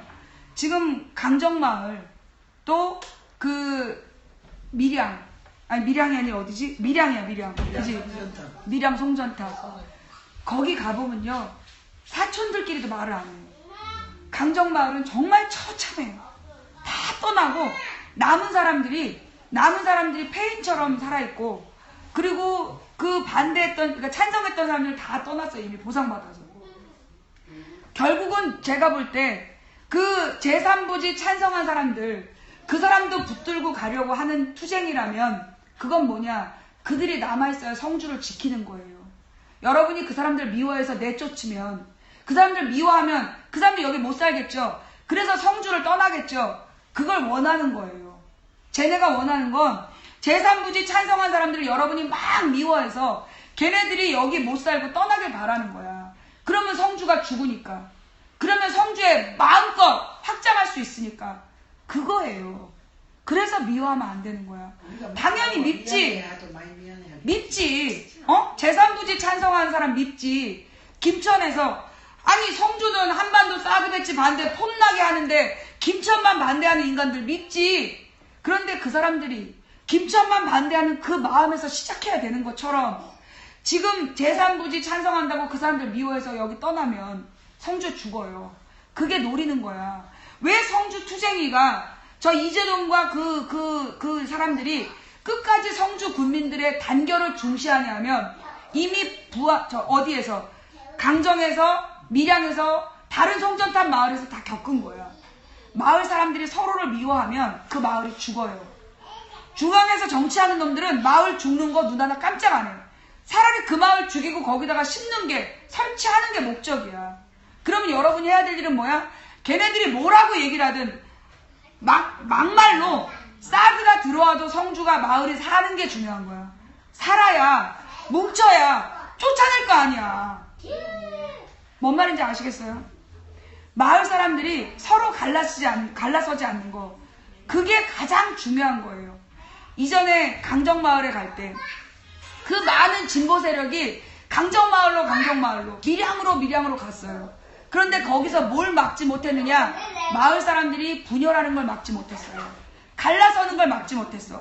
나는 성주에 중요한 건 성주 군민이 분열하지 않고 단결되어 있는 게 난 더 중요하다고 봐요. 괜찮아요. 애가 떠들 수 있죠. 애가 떠들어야 정상이에요. 저 애가 앉아있으면 그게 비정상이에요. 그거 병원 가봐야 돼요. 떠들어도 돼. 나도 떠들고 너도 떠들고 얼마나 좋아요. 아니 우리가 저렇게 애들이 못 떠들게 하고 못 오게 하면요. 못 오게 하면 애기 엄마들 못 옵니다. 저는요 가장 감동적인 페이스북 장면이 미국에 있는 어떤 교수가 아기를 안고 온 그 여자 제자를 위해서 아기를 안고 수업한 강사. 왜 나한테 안 올까? 내가 쟤네들 마음에 안 드는 걸까? 차라리 저는요, 애들이 와서 떠들어도 돼요. 저는 뭐 10년 동안 여기 와가지고 수천 명이 떠들어도 내 말 한 사람이에요. 뭐 저 정도 소음 안 들려요. 신경 쓰지 마세요. 그래서 지금 우리가 해야 될 일은 뭐냐? 제가 김천에서 한 말이 있어요. 훌륭한 장수는 잘 달리는 말을 타고 지금 오랜 투쟁에 지친 군인들더러 병사들이여 힘을 내시오 나를 따르라 그리고 말을 떠거덕떠거덕 달려가는 새끼는 목을 쳐야 돼. 뒤통수에다 화살을 날려야 돼. 진정한 장수는 오랜 투쟁으로 지쳐서 정말로 이 부상병들을 이고 지고 오는 그 병사들에게 다가가서 자기 말에 부상병을 태우고 다 같이 가자. 우리가 여기서 죽더라도 같이 죽자. 그래야 그 장수의 부대는 흩어지지 않아요. 부대가 왜 전투에 지느냐? 흩어지면 지는 거예요. 여러분은 한 사람 한 사람 준 말을 달리는 장수들이에요. 근데 여러분들이 나를 따르라! 그리고 달려가시면 제3부지 찬성한 사람들은 마을 떠나고 성주는 죽어요. 지금 말에서 내려서 제3부지 찬성하는 사람들에게 그래 네 마음 알겠어. 야 그래도 네 덕에 성산포대 막았다야 라고 커피 한 잔 사줄 수 있을 때 그 사람들이 마을을 안 떠나요. 그 사람들 왕따시키고 그 사람들 미워해서 성주에서 그 사람들이 떠나면 만약에 막말로 롯데 골프장에 들어온 싸들 어떻게 쫓아낼 건데? 우리는 막말로 들어올 때도 대비해야 되는 거예요. 그들이 들어왔을 때 김천 13만, 성주 4만 5천이, 똘똘묵제 17만 5천이 그거 드러내야 될 거 아니에요. 트랙터로 드러내야 될 거 아니에요. 그러려면 뭉쳐 있어야 돼요. 누구도 미워하지 말고. 그래서 그들을 당신의 말에 태우고 걸어가면서 하나하나 설명해 줄 수 있는 여러분이 되시길 바래요. 이쯤 되면 사람이 학습 능력이라는 게 달라. 그래서 정말로 순수하고 열의와 열정이 있는 사람은 막 진화해서 정말 투쟁가가 될 수밖에 없어. 그러니까 어떻게 더 잘 투쟁해야 된다는 게 보이지. 근데 저 사람들은 맨 자기 밭이나 지키려고 그래. 그럼 저 밭이나 지키는 저 속물들이라고 하면 안 된다고요. 여러분이 진정한 투사라면 그 자기 밭을 지키는 투쟁을 그걸 해주는 게 진정한 투사예요. 노조 간부가 노동자들에게 월급을 더 받게 해주는 게 노조 간부가 할 일이지 파업을 끝까지 하는 게 목적이 아니라니까. 내가 옛날에 그런 거 봤어. 노조 지도자가 파업을 끝까지 지키기 위해서 돈을 준다는데 안 받는 거야. 10만 원을 더 올려달라고 얘기했는데 8만 원을 올려준다 그랬어. 근데 우리의 목적은 10만 원이기 때문에 이 투쟁을 멈출 수 없대. 그래갖고 자기네들이 끝까지 딸려갈 때까지 끝까지 싸우겠대. 8만 원 받고 합의해 주던 게 내가 볼 땐 진짜 노조 간부야. 에? 10만 원을 선언적으로 해서 8만 원 따냈으면 거기에서 합의해서 노동자들에게 8만 원 받게 해주고 아무도 고소고발 안 하고 합의해주고 끝낼 줄 아는 거, 그게 진정한 노조예요. 왜? 그게 성주 군민의 밭을 지키는 게 이 투쟁의 목적 아닌가요? 그걸 놓치면 안 돼요. 성주 군민이 밭을 지키려고 그러는 투쟁을 비난하면 안 되는 거야. 여기 원불교에서 성주를 지키려는 노력을 비난하면 안 되는 것처럼 성주는 지켜도 되고 밭을 지키는 거는 속물이야? 그게 왜 그렇게 이중적인 생각하면 안 되죠. 그죠? 성주의 참외밭을 지키겠다는 그 투쟁을 지켜줄 수 있을 때 그게 진정한 리더들이에요. 그 사람들을 세워낼 수 있을 때 그게 진정한 리더들이에요. 그 사람들을 설득하는 거죠. 당신 밭만 지키려고 하는 거 그렇게 얘기하면 누가 우리를 도와주겠냐. 전국에서 우리를 도와주려면 우리가 명분이 있어야 된다. 당신 밭을 지키려면 한반도 사드 배치 반대라고 외쳐야 전국에 있는 사람들이 우리 밭을 지켜줄 거 아니냐. 그러면 이 사람이 한반도 사드 배치 반대합니다. 그런데 야 너는 속물처럼 네 밭만 지키냐라고 얘기하면 씨발 나는 내 밭에 보상받고 나가는 그만이야. 그렇게 되는 거예요. 그래서 저는 여러분이 보실 때 투쟁위원회가 부족한 점이 있고 마음에 안 드는 면이 있더라도 무조건 투쟁위원회를 도와주셔야 돼요. 왜냐? 그리고 창구를 단일화하셔야 돼요. 여러분들이 막 마음껏 하고 싶잖아요. 근데 여러분들이 오빠가 막 뛰고 있지? 따라가. 그 투쟁위원회가 왜 창구를 단일화해야 되냐? 자, 여러분들이 막 하고 싶은 게 있어요. 근데 투쟁위원회가 막 참으라고 그러고 못하고 하고 막 그럴 거예요. 어디나 그래요. 항상 보면 노조도 지금 더 강하게 투쟁해야 된다는 조합원이 반드시 있어요. 그러나 진정한 노조 위원장이라면 어떻게 해야 돼? 가장 들떨어진 노조 조합원에 맞춰야 되는 거예요. 자, 여러분이 하고 싶은 대로 해. 그러면 딴 놈들이 자기 하고 싶은 걸 하는 거예요. 그래서 허락을 못 하는 거야. 왜 창구가 단일화해야 되고 왜 가장 낮은 수준으로 합의 봐야 되느냐? 안 그러면 딴 놈들은 딴짓 하거든. 여러분이 급진적인 투쟁했어. 더 화려한 투쟁했어. 그러면 반대 투쟁이 나오게 되는 거야. 그러니까 다 같이 가자. 낮더라도 하나로 가자. 여러분이 볼 때 맨날 트로트만 틀고 맨날 이벤트만 한다고 속상할 수 있어요. 그런데요, 옛날에 우리가 촛불 집회할 때 그들이 그럽디다. 왜 맨날 자유발언만 하냐고. 그런데 저는요, 촛불 집회의 힘은 자유발언이었다고 생각해요. 왜? 날마다 그 자유발언을 하려고 새로운 인물들이 각성됐거든. 트로트를 맨날 틀어준다고 비난하지 마세요. 트로트 들으러 오는 할매들이 지금 촛불을 지키고 성주를 지키고 있는 거예요. 그러니 가장 낮은 수준의 투쟁을 비난하기보다 그 트로트 사이에 여러분들이 좀 더 준비된 새로운 투쟁들, 새로운 모습들도 보여주고 그래야지. 저는 오늘 100일을 두고 여기서 2기를 출발해야 된다. 2기 새로운 출발을 해야 되고 아마 지금쯤이면 촛불이 줄어들어 있어야 돼요. 만약에 촛불이 지금도 내가 옛날에 왔던 그대로다. 그럼 이상한 거야. 그럼 뭔가 수상한 거야. 이 사람들이 정상이 아닌 거야. 지금은 줄어들어 있어야 정상이에요. 그래야 제가요 아프리카 방송을 하는데 처음에 우리 아프리카에서 그 촛불로 얘기를 꼭 제목에 촛불을 넣어달래. 왜 그러나 촛불을 넣었더니 엄청 많은 방송들이 있는 거야. 그래가지고 그 촛불 방송들이 굉장히 많았어요. 2007, 8년 일이에요. 그러면 나는 맨날 500명, 600명 수준인데 어떤 방은 3,000명도 보고 2,000명도 보고 되게 많이 봐. 그러면 우리 방은 별풍선을 그때 규제를 했어요. 많이 못 쏘게 했어. 근데 그런 방은 막 뻑하면 어저께 투쟁해서 노트북이 고장났어요. 노트북 값이 입금이 돼. 그리고 막 별풍선이 막 수백만 원, 수천만 원 터져. 그러니까 이제 이 촛불 집회한 사람들이 야 이거 장사가 좀 되겠다. 그래갖고 애들더러 직장 그만두라고 그러고 팀을 꾸린 거야. 그래갖고 별풍선이 한 3천만 원 들어오니까 뭐 나눠갖고 뭐 방도 구하고 난리도 아니었어. 다 망했어요. 왜? 나는 2007년부터 해봤는데 시사에는 사이클이 있더라. 석 달에 한 번 반짝하고 내려가고 반짝하고 내려가고 이게 꼭 공장 그림처럼 되더라. 그래서 나는 올라가면 내려가는 게 반드시 있다. 그래서 내가 별풍선을 규제한 거예요. 왜냐하면 별풍선을 많이 받으면 거기에 사람들이 내가 익숙해지고 별풍선을 받을 계산을 하게 될까봐. 그래서 나는 별풍선을 안 받았어요. 거의 10개 이상 못 쏘게 했어. 그런데 다른 사람들은 주는 대로 다 받은 거야. 그 결과 그때 별풍선 받았던 방송도 다 사라졌어요. 결국 돈이 그 방송들을 사라지게 한 거예요. 그런 것처럼 지금 이제 이 많은 사람들이 더 많이 화려하게 하려고 하지만 나중에 되면 그 사람들이 전부 다 망할 수밖에 없어요. 중요한 건 초심이야. 가장 낮은 단계로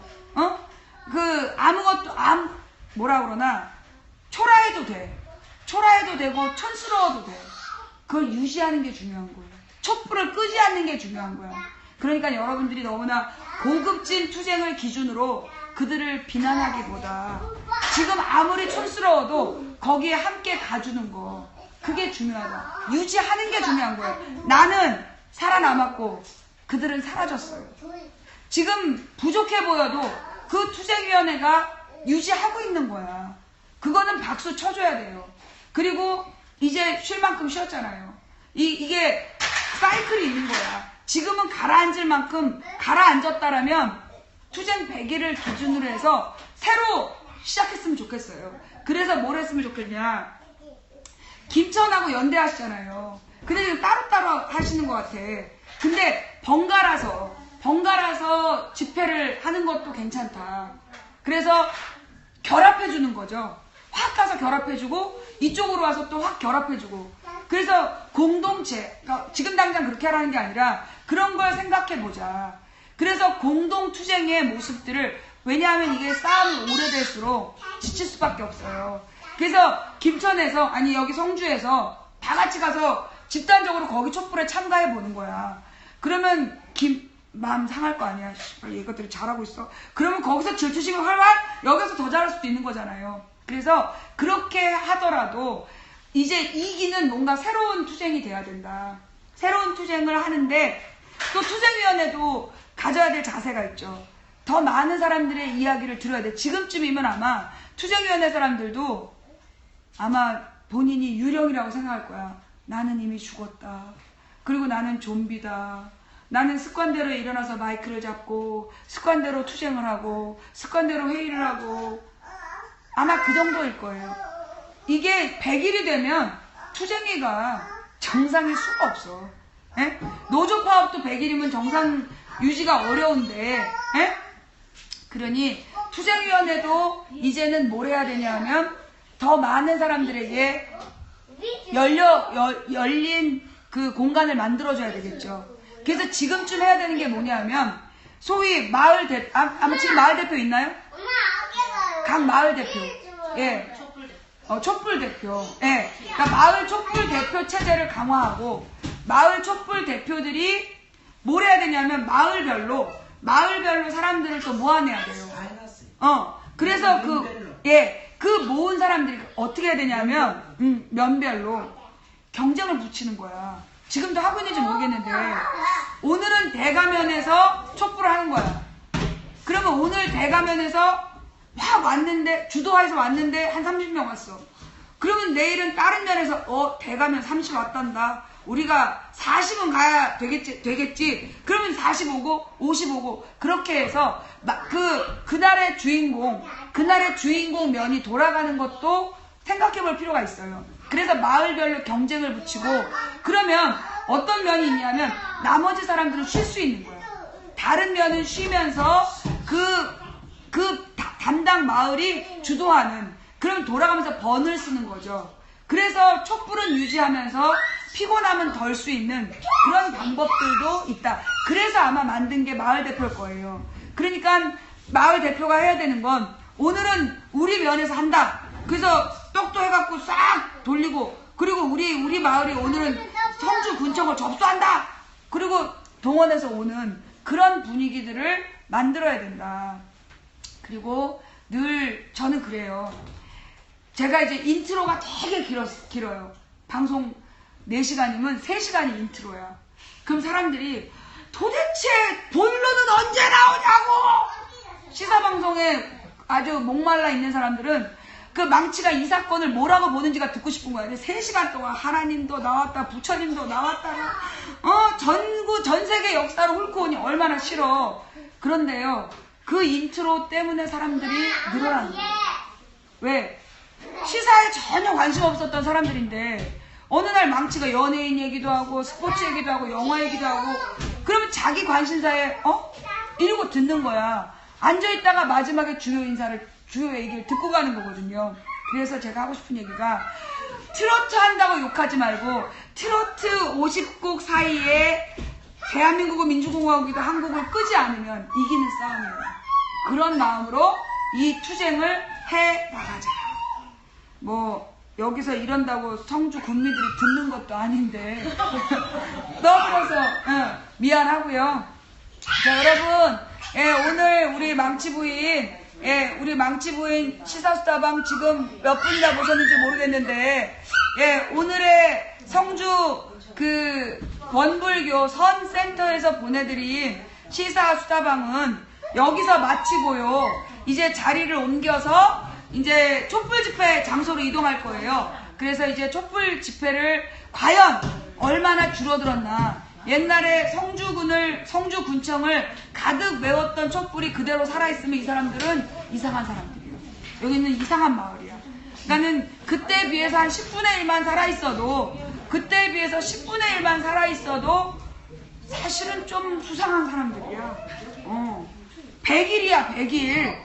우리 광우병 촛불 때 봐봐. 100만 모였는데 100일 뒤에 몇 명 남아있었어? 100분의 1이었잖아.